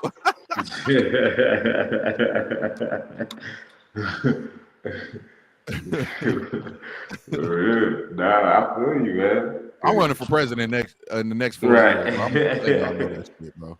Why not? Why can't I? Why can't I? 20. What is it gonna be? 2020? What? 2029, ain't it? Or 2028? Yeah. God, man. Hell pissed out for president, bro. I'm starting a campaign right now. Why can't I run? We could put together something for 4 years. Why not? I'm a nigga. You know what I'm saying? Y'all could definitely vote for me because I'm a nigga. So y'all can vote for me. So let's get it. Why not? See, Black people don't see that, nigga. We for sure lost. Nigga. You probably gonna have to bring out Beyonce or Meg Thee Stallion, then they'll consider you, bruh. I'm bringing out I can't even bring out nobody. Not no hip hop people, because the stuff that's been happening in hip hop lately, you can't trust none of them, bro. You can't trust none of them. I just heard some disturbing news about Jay-Z, and I'm gonna just leave that off the show for right now. Oh man, here we go. Nah, you guys Jay-Z on them Diddy tapes. Jay-Z on them Diddy tapes. Yeah, I heard it firsthand. I heard it. Heard it on them Diddy tapes, boy. Oh wow. Jay-Z on the Diddy tape. I'm not surprised. Fake news. Fake news. They got an interview with a dude came out. He said that R. Kelly actually said it. I'm gonna be honest with you. Yeah, What, R. Kelly recently? recently. R. Kelly came out and they doing a book with R. Kelly. My man's wanted to do a book for R. Kelly, and he was telling them to leave this part out. He could tell it, but he told him to leave this part out of the book. R. Kelly said that Jay-Z had to do something strange to Diddy to get where he at. He just trying to get out of jail. Nigga. Hey, I don't know if that's gonna get him out of jail, but for him to say something like that and be in jail, I don't know. Oh man, I don't know.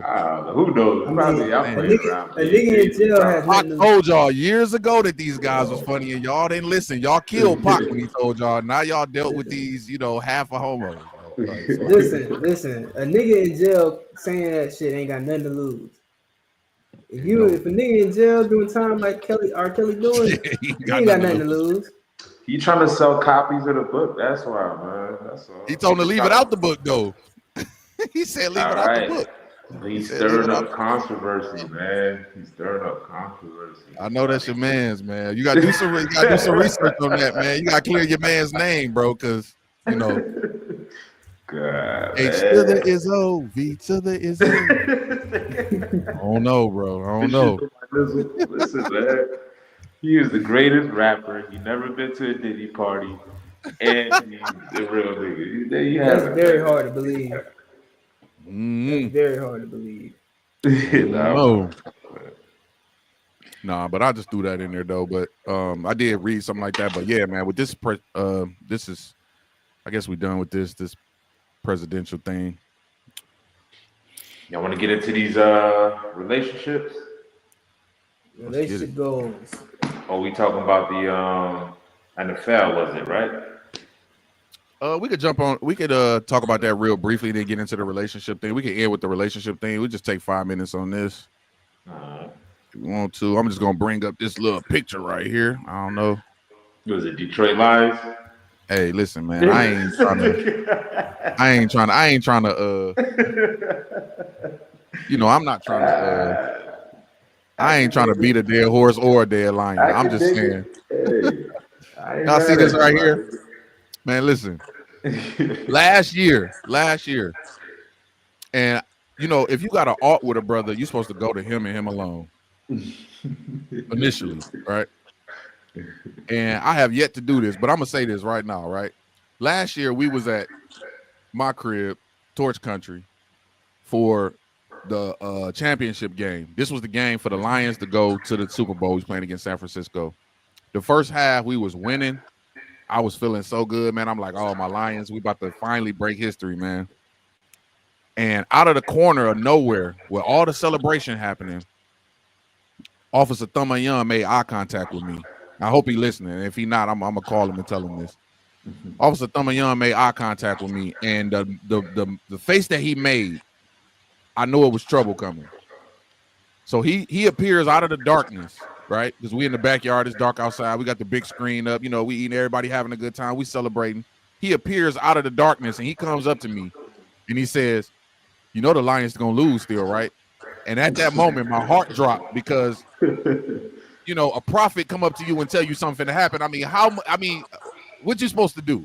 You know what I'm saying? Like, what I'm saying? I'm a prophet myself. So I wanted to battle him and be like, nah, I don't know what you're talking about, but I could see it. And then the moment he said it, I swear it started happening. Everything started going wrong for the Lions. We fucked around and we lost. And I'm never inviting him ever again.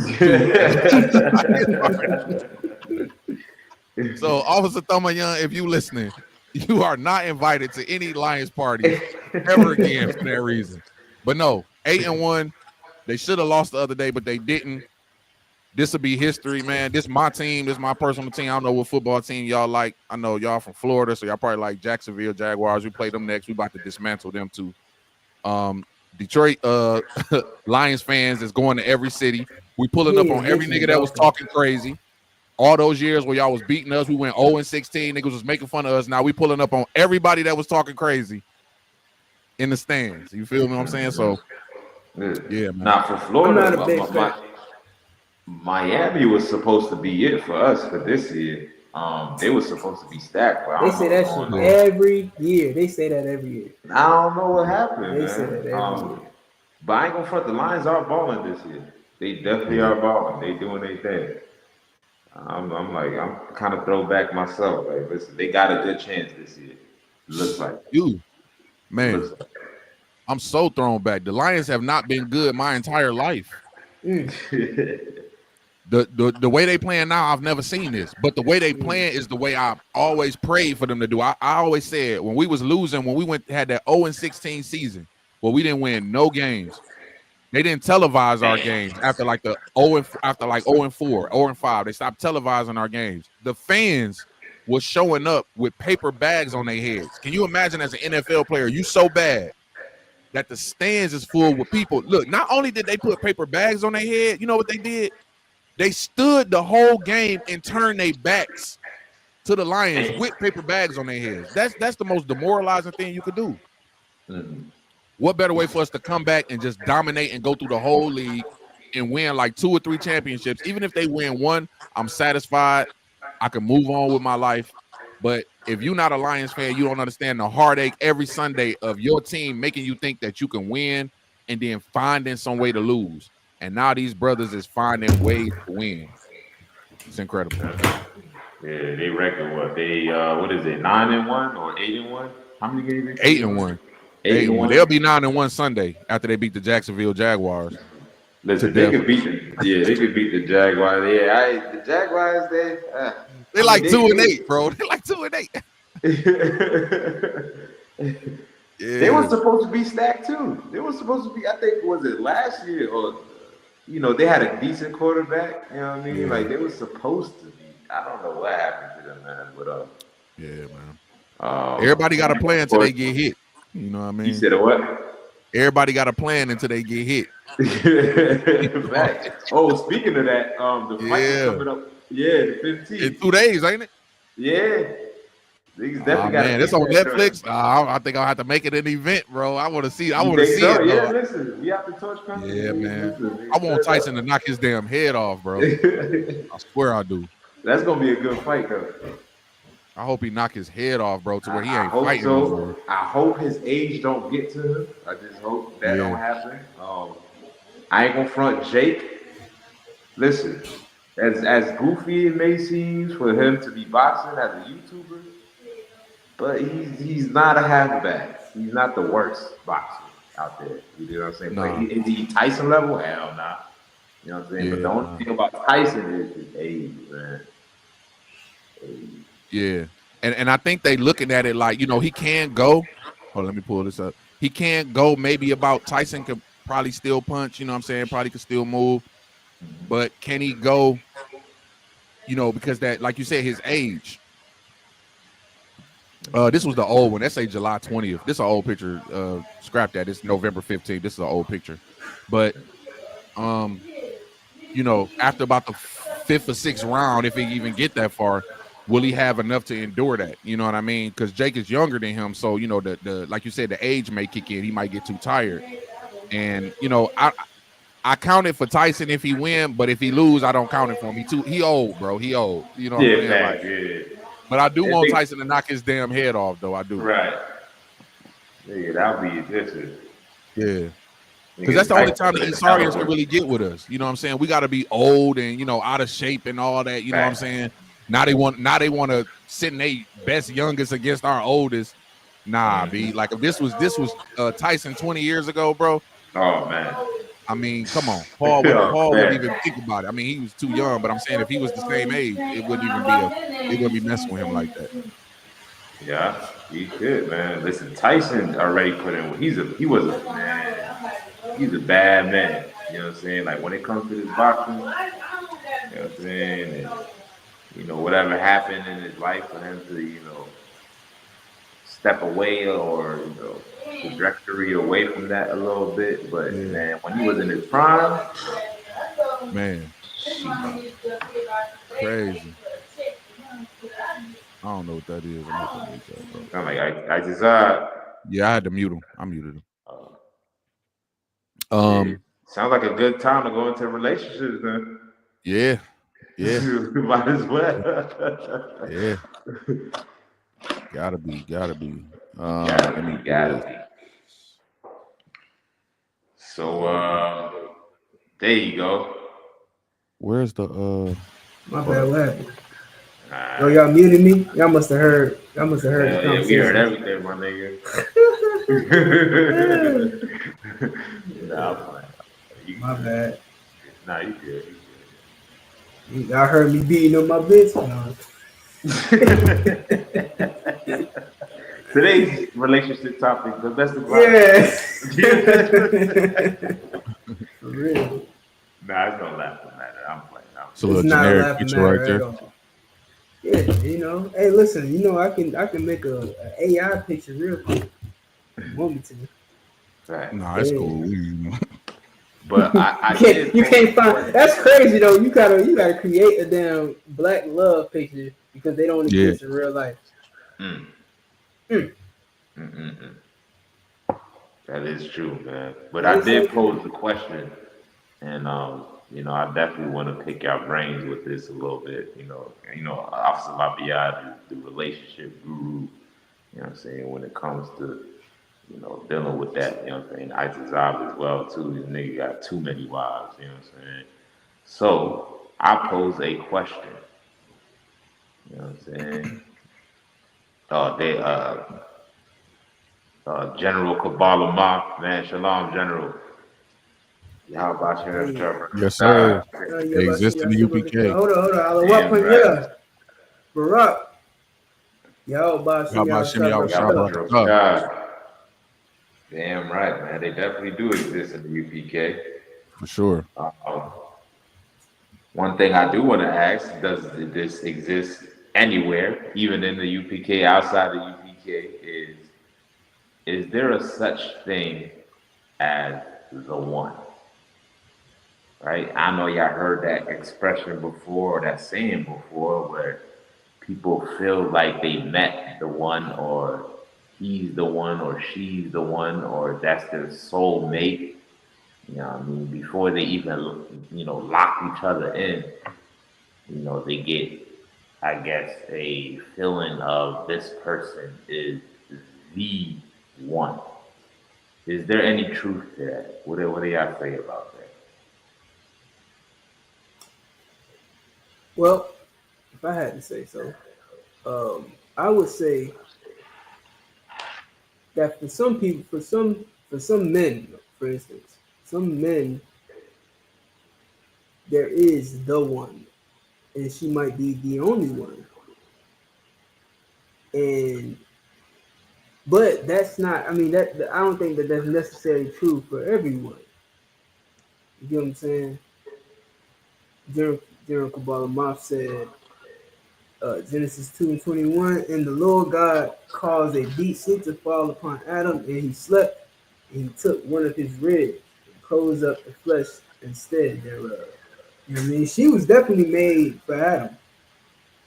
She was definitely made for Adam. Like, and of course, we understand the Bible. It doesn't mean that she was literally taken out of his rib cage and made for him, but she was the perfect woman for him. You know what I mean? He said he didn't even know what was happening. You know what I mean? He didn't even know. And that's so true for today. Like what you're saying with the one, right? You might meet a woman and you don't even know that this is the woman that you're gonna spend the rest of your life with. But y'all get along, y'all have a conversation, y'all hitting it off. You know what I'm saying? Y'all click, y'all compatible, y'all vibing. You know what I'm saying? And lo and behold, you marry this woman. You know what I'm saying? Now you decide to spend the rest of your life with her, and I think that exists for everybody. It's just that when people say the expression "she's the one," not that doesn't mean that she's the only one. You feel me? For everybody, some people there's more than one. Some people there's just the one. And then for women, of course, you know what I'm saying. Once she chose, you know what I'm saying. She gotta live with that choice.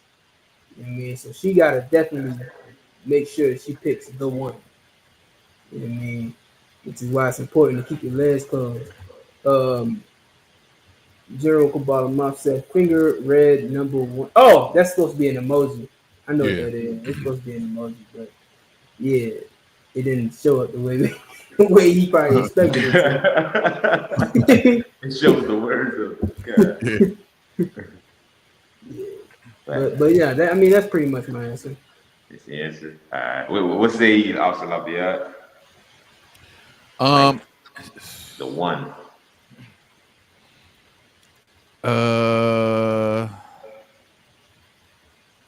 Yes and no. I think it exists, but I think you don't know until the end.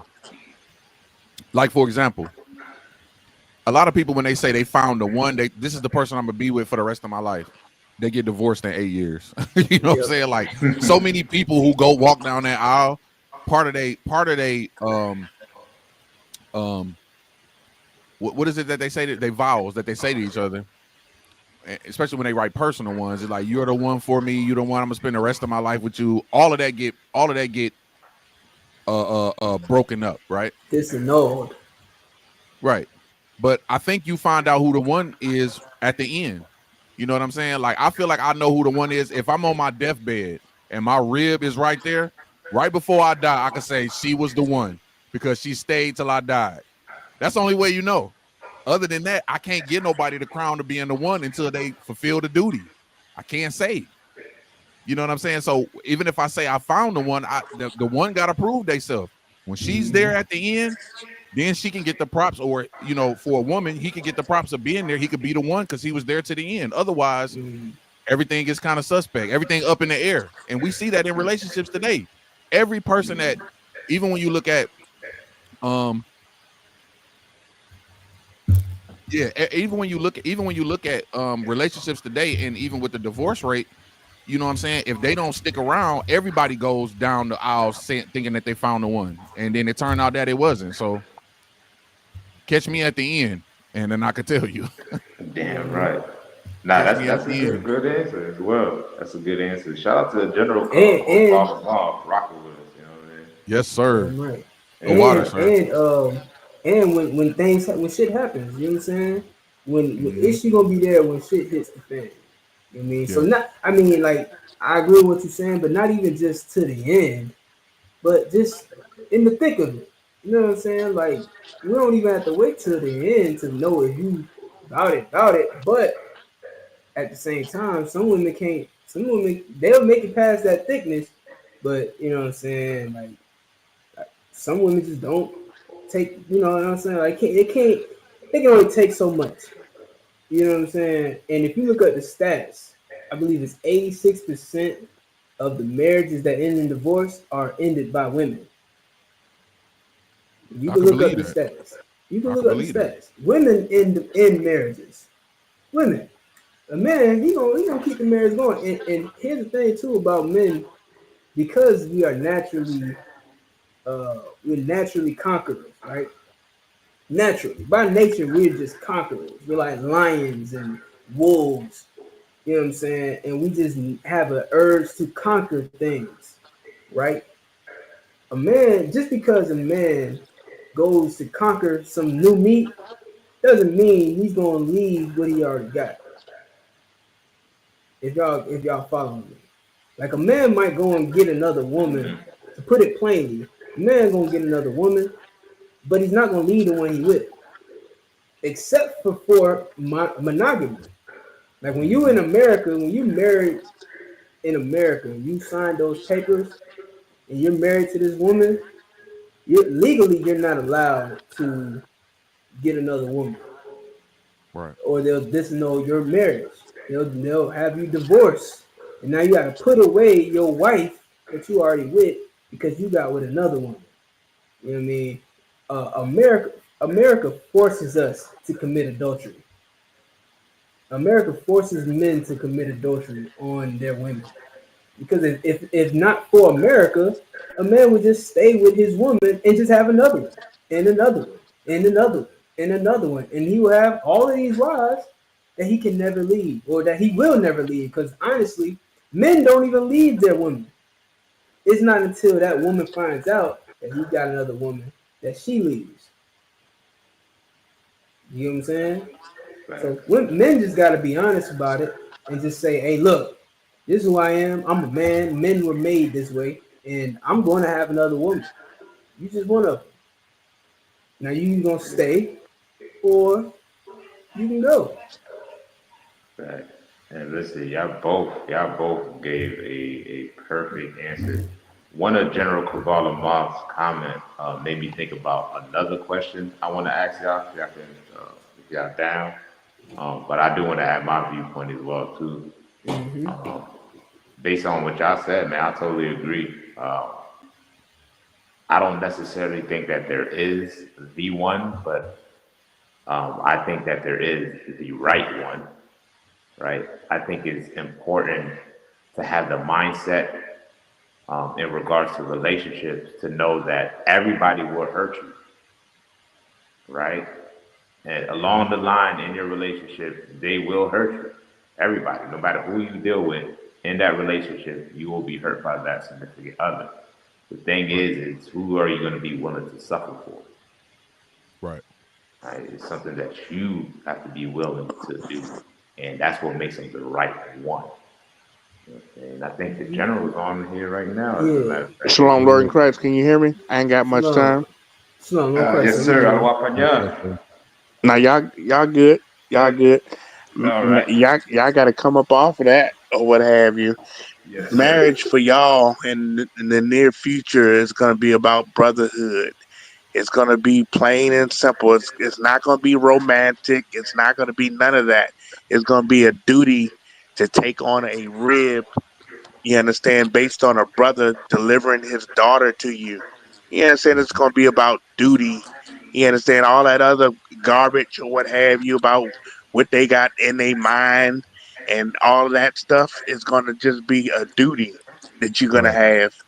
And all of that other stuff, you understand, whether or not she the one or not, you understand, it's going to be far past that. You're going to have an obligation and a duty to, keep your name, high above any misfortune of, of you dropping the ball or dropping the sword because a man gave you his daughter, you understand, and you just gonna perform your duty.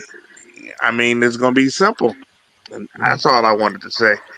I don't want y'all to go over, get too deep into it. It's gonna be real plain and simple. You know what I'm saying? I did. Go, Okay. Kano Khan. That did make me want to, ask another question though. I don't know if anybody want to elaborate as far as like when you said, of course, don't think too deep into it I'm gonna be in the right back, romantic Slacker. part.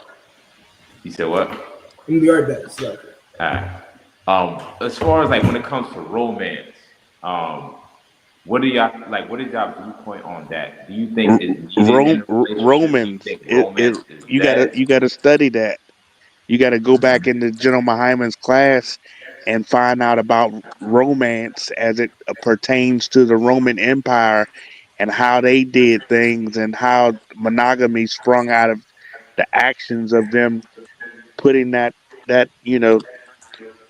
line of thinking out there. It's not like that. You understand? I mean, you can just ask what is the preferred thing to do or not to do in the relationship.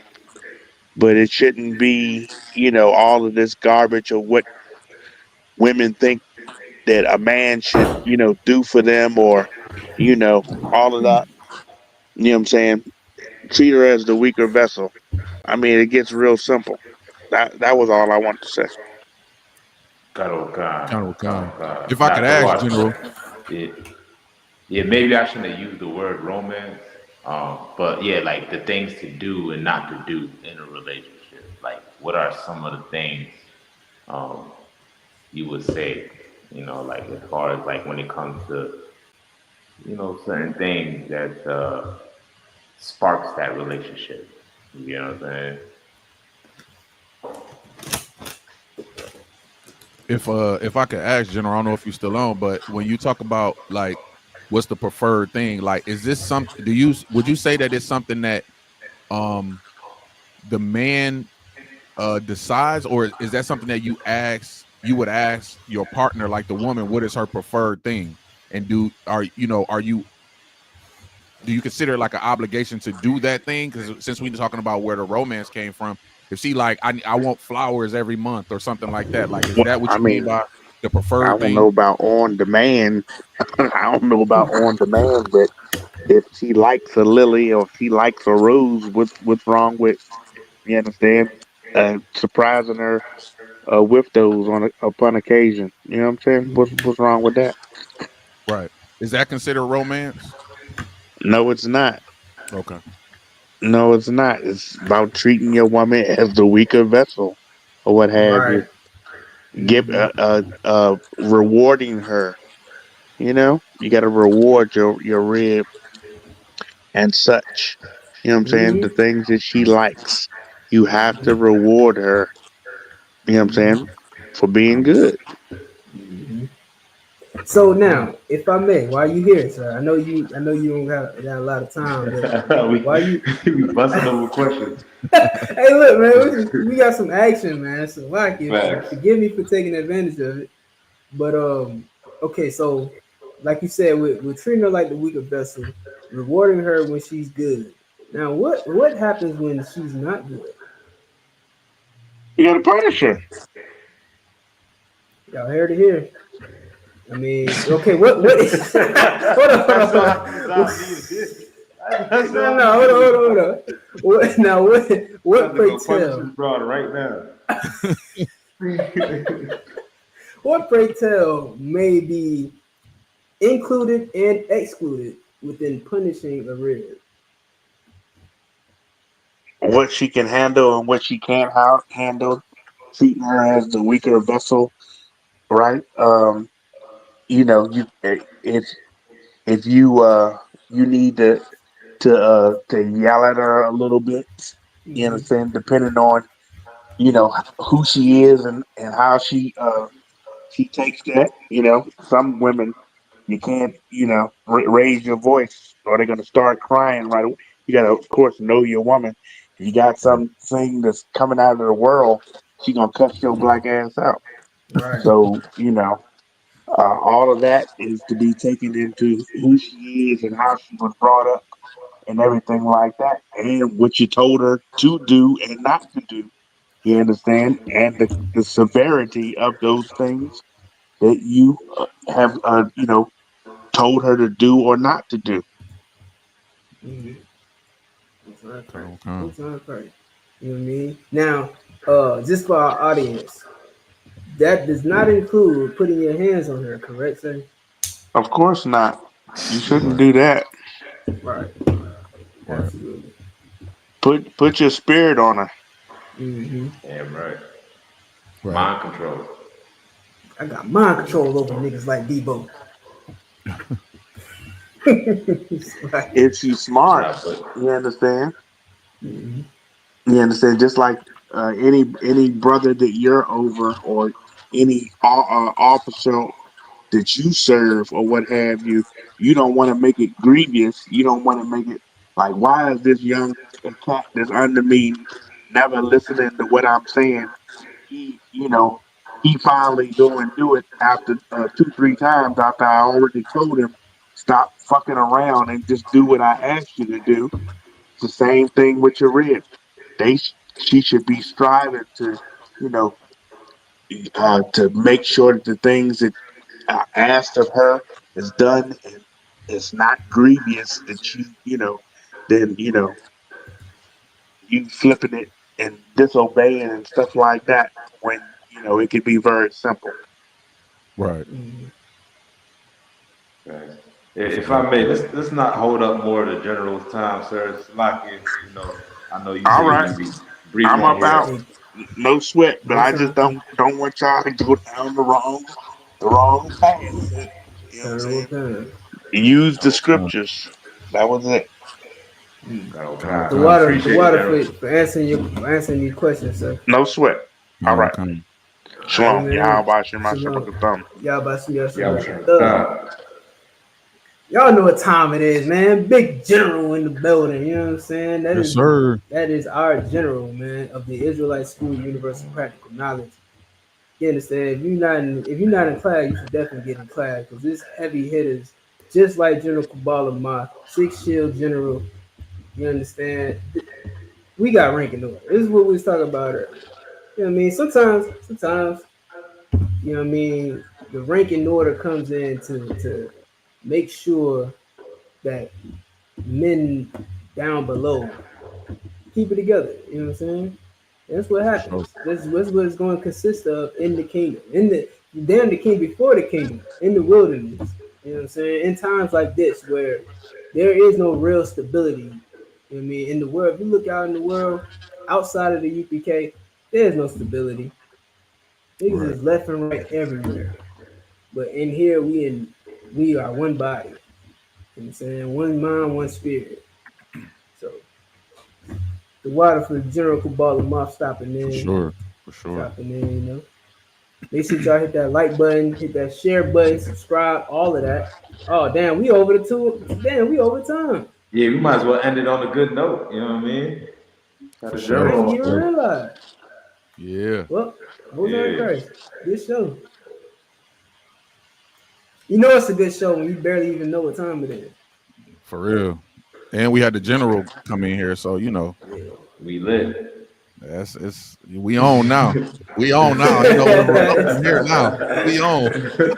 We done made it. Can't nobody tell me nothing. That's real deal. Holyfield. Close out the show. Go ahead. All right, man. Big up to you, them. You know what I mean? We back. It's been another good episode. What episode this is? 51? 51. Most time Christ, man. We had General Kabbalah Moth. Look like General Kabbalah Moth trying to jump back in. I had one quick question. Mm-hmm. If y'all could answer me, what is Luke talking about? What did he open up his mouth to say? Did y'all see that story? Check y'all WhatsApp channel chat or what have you. You know what I'm saying?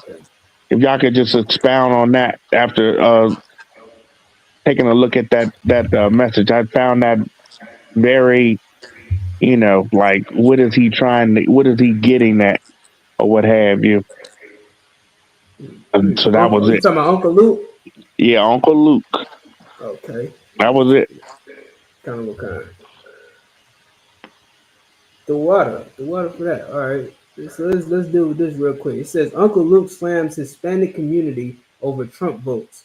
Black people not going to march for you. Oh wow.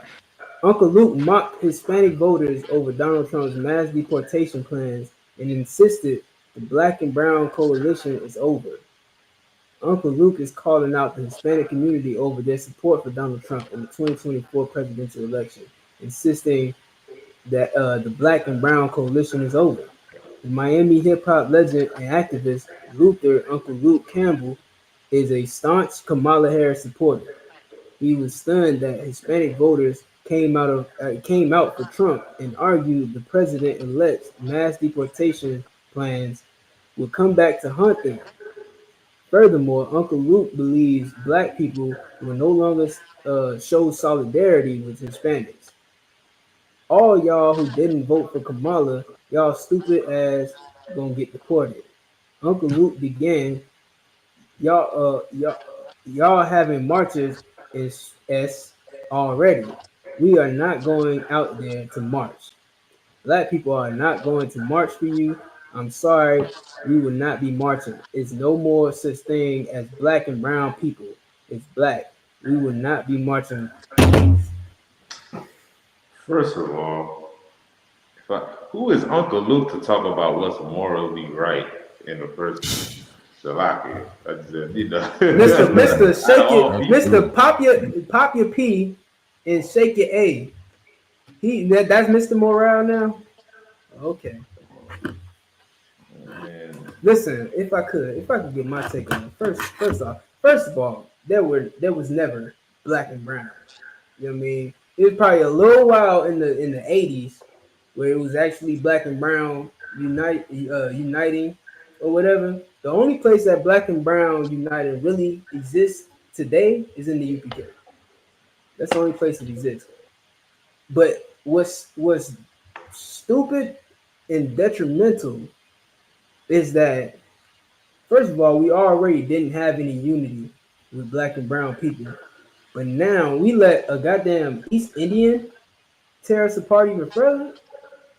An East Indian and a white man. We split up because of our differences in voting for an East Indian, really a white woman, because her great grandfather is an Irishman. You understand? And another white man, Donald Trump. We split up even further because we voted for opposite sides. That's ridiculous. That's absolutely ridiculous. If you're gonna blame Hispanic people for voting for Donald Trump, you're no different because you voted for Kamala Harris. This is a woman who's pro Margaret Sanger. She supports the abortion, which kills hundreds of thousands of black babies every year, and incarcerated thousands of black men with drug-related charges. You know what I'm saying? Withheld evidence that would have freed many black men off of those charges. Like, you know different. How the hell is Uncle Luke gonna tell us that we can't stand with Hispanic people because they voted for Trump? When we voted, a lot of us voted for Kamala Harris. It's ridiculous. Listen, I know you pulled that up for a reason, Lafayette. That's you that pulled that up? Yeah, I pulled that up. Yeah, Luke is the reason why we have this on CDs and things like that. Like, he was the first one, you know, they had to put the parental advisory explicit lyrics on stuff because of how vulgar and how foul Luke was. You know what I'm saying? Like, that's the reason why we got that. But I think it's crazy for him to say that. Like, he ain't nobody in the black community to be telling nobody ain't no more black and brown. You know what I'm saying? Like, we not marching for you. Like, ain't nobody listening to Luke. We ain't listened to Luke since the 90s. So, nigga, sit up. Sit down somewhere. We ain't listening to you. Also, too, Luke from Miami, right? Yeah, he's from Miami. I think Luke is from Miami. I think he's from Carroll City, if I'm not mistaken. All right, well, let's zoom in real quick. If y'all see this? Yeah, we see. Now, when you zoom in here, I mean, we can go out here. We see obviously Trump won everywhere, but if you go down here to Florida, and you go down here, let's say West Palm and Miami. Well, West Palm voted for Kamala. I knew that was going to happen. Yeah, so it's close. I guess it wasn't Miami all the way, but I mean, again, here in Miami is nobody listening to you way down here, bro. Nobody cares what Luke is saying. You know what I'm saying? Like, that's just what he mad about, or what, you know what I'm saying? Like, I have never seen Luke in no other arena where he's lobbying for Hispanic rights or anything like that. I could be wrong. Right. If y'all see it, pull it up for black people's rights. I don't know. The only thing I remember Luke for is having his right to say the most dirtiest things he can say in America.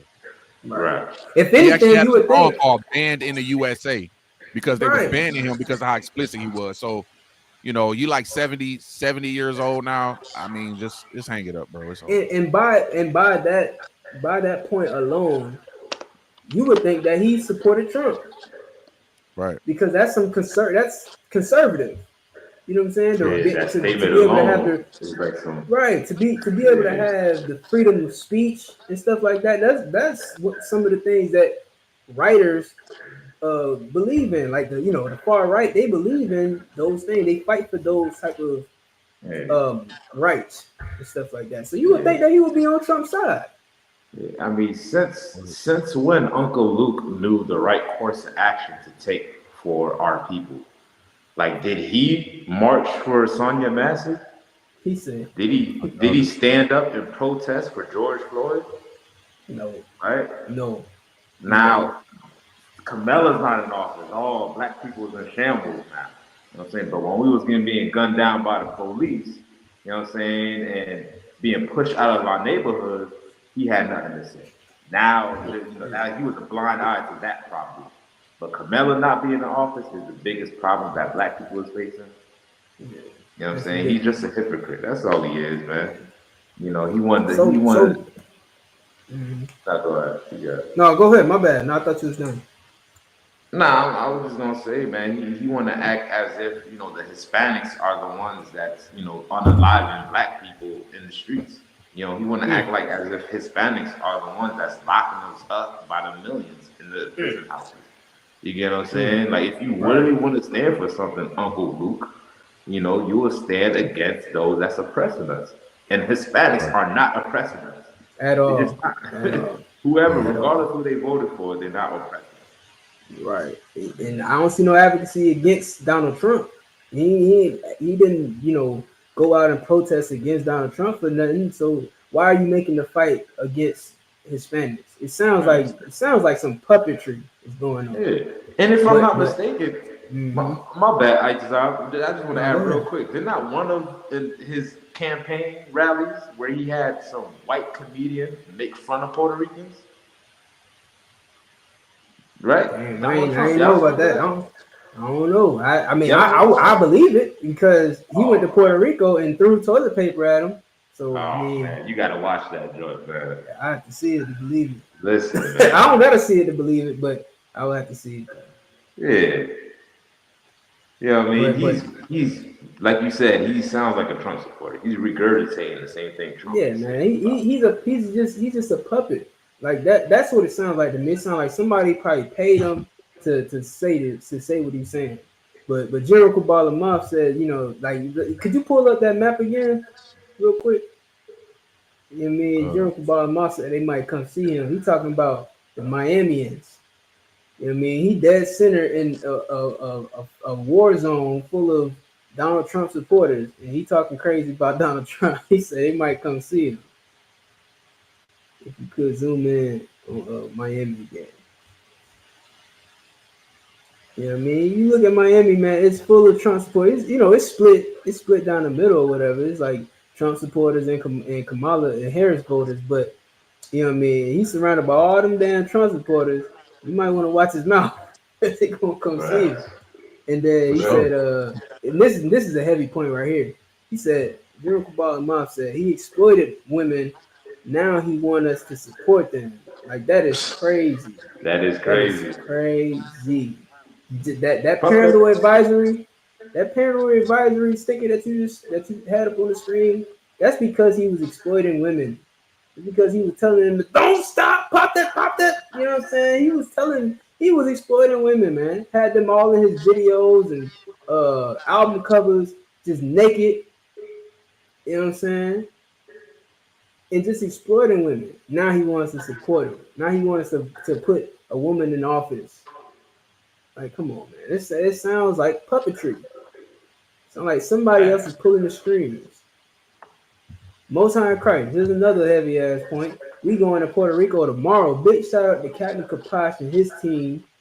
You know what I'm saying? Officer Shock and Officer Sharatazar from Florida are going to be there as well. Amongst other great brothers. I believe Captain Ashapariam is going to be there, if I'm not mistaken. Officer Akaz, yeah. You know what I mean? Making that trip, man, because our people matter. No, we will march with you. We will stand with you. You know what I'm saying? For all blacks and Hispanics, man, ISUPK is going to stand with you. Damn what Uncle Luke said. You know what I mean? He is no kin to me, except for that he a black man. You know what I'm saying? He ain't my uncle. You know what I mean? His thoughts are not my thoughts. You know what I mean? I'm not with him on that. We will definitely stand with our Hispanic brothers, man. It's always some old pimp words. Yeah. That's an old pimp talking. He upset. You know what I'm saying? Like, he's 70 somewhere in a rocking chair. He used to be a pimp. You know what I'm saying? Of course he won't Kamala in there. Of course. Yeah. You want more women to exploit. That's what it boiled down to. You know what I mean? But that's crazy because the woman is actually exploiting him. Yeah. Out of his conscience. Yeah, to get you to buck up against your brothers, you being exploited, my brother. Red state, blue state. Yeah, You being exploited, brother. ain't nobody You heard need to from Luke in recognize. eons, boy. We ain't about to start Yeah, listening to you now, cuz. for He real. had a show. He had a show back in the day. It was a reality TV show talking about him being a family man now. Like, nigga, if you don't sit there, nigga, you done made all the bitches across of America shake their ass, and now you talking about you a family man? Come on, Right. These niggas live a double life. it's false, man. It's not For even sure. real. But I think that's about it. You know what I mean? Sir. See, the water again to General Six Shield General Kobala Ma. For sure. That's the his name is Shasha Magun Alawak Kobala Ma. If you don't know, that's Hebrew. You know what I mean? We teach a Hebrew class every Friday, 9 p.m. Eastern Standard Time in Florida. You know what I mean? You should definitely tune in because we can teach you some Hebrew. But if you don't know, Shasha is 6, Magun is shield, Alawak is general, Kobala Ma. I'm not really sure what his name means, but I know a moth is truth, right? I would have to get the Cabal General. I mean, if you don't mind, you know what I'm saying? If you don't mind dropping your name, what it means in the chat, forgive me for not knowing what it means. But I do know that the moth part is true. So we got 6 Shield General Cabal of Moth. You know what I mean? But with that, oh, I ain't got my shield. I'm slacking, dog. It's all right. I ain't got He mine already. either. You know what I mean? See, you already did the market thing, so No we sweat. I can shine just for both of y'all. Yeah, be most for time sure. Christ. Most time Christ. Yeah, we gonna catch the next 2 episodes of From, and we might do a in the season finale review or whatever. Oh You yeah. know what I mean? Oh yeah. So y'all stay tuned for that. I'm guessing in about 2 or 3 weeks. Yeah, yeah. All right, y'all. That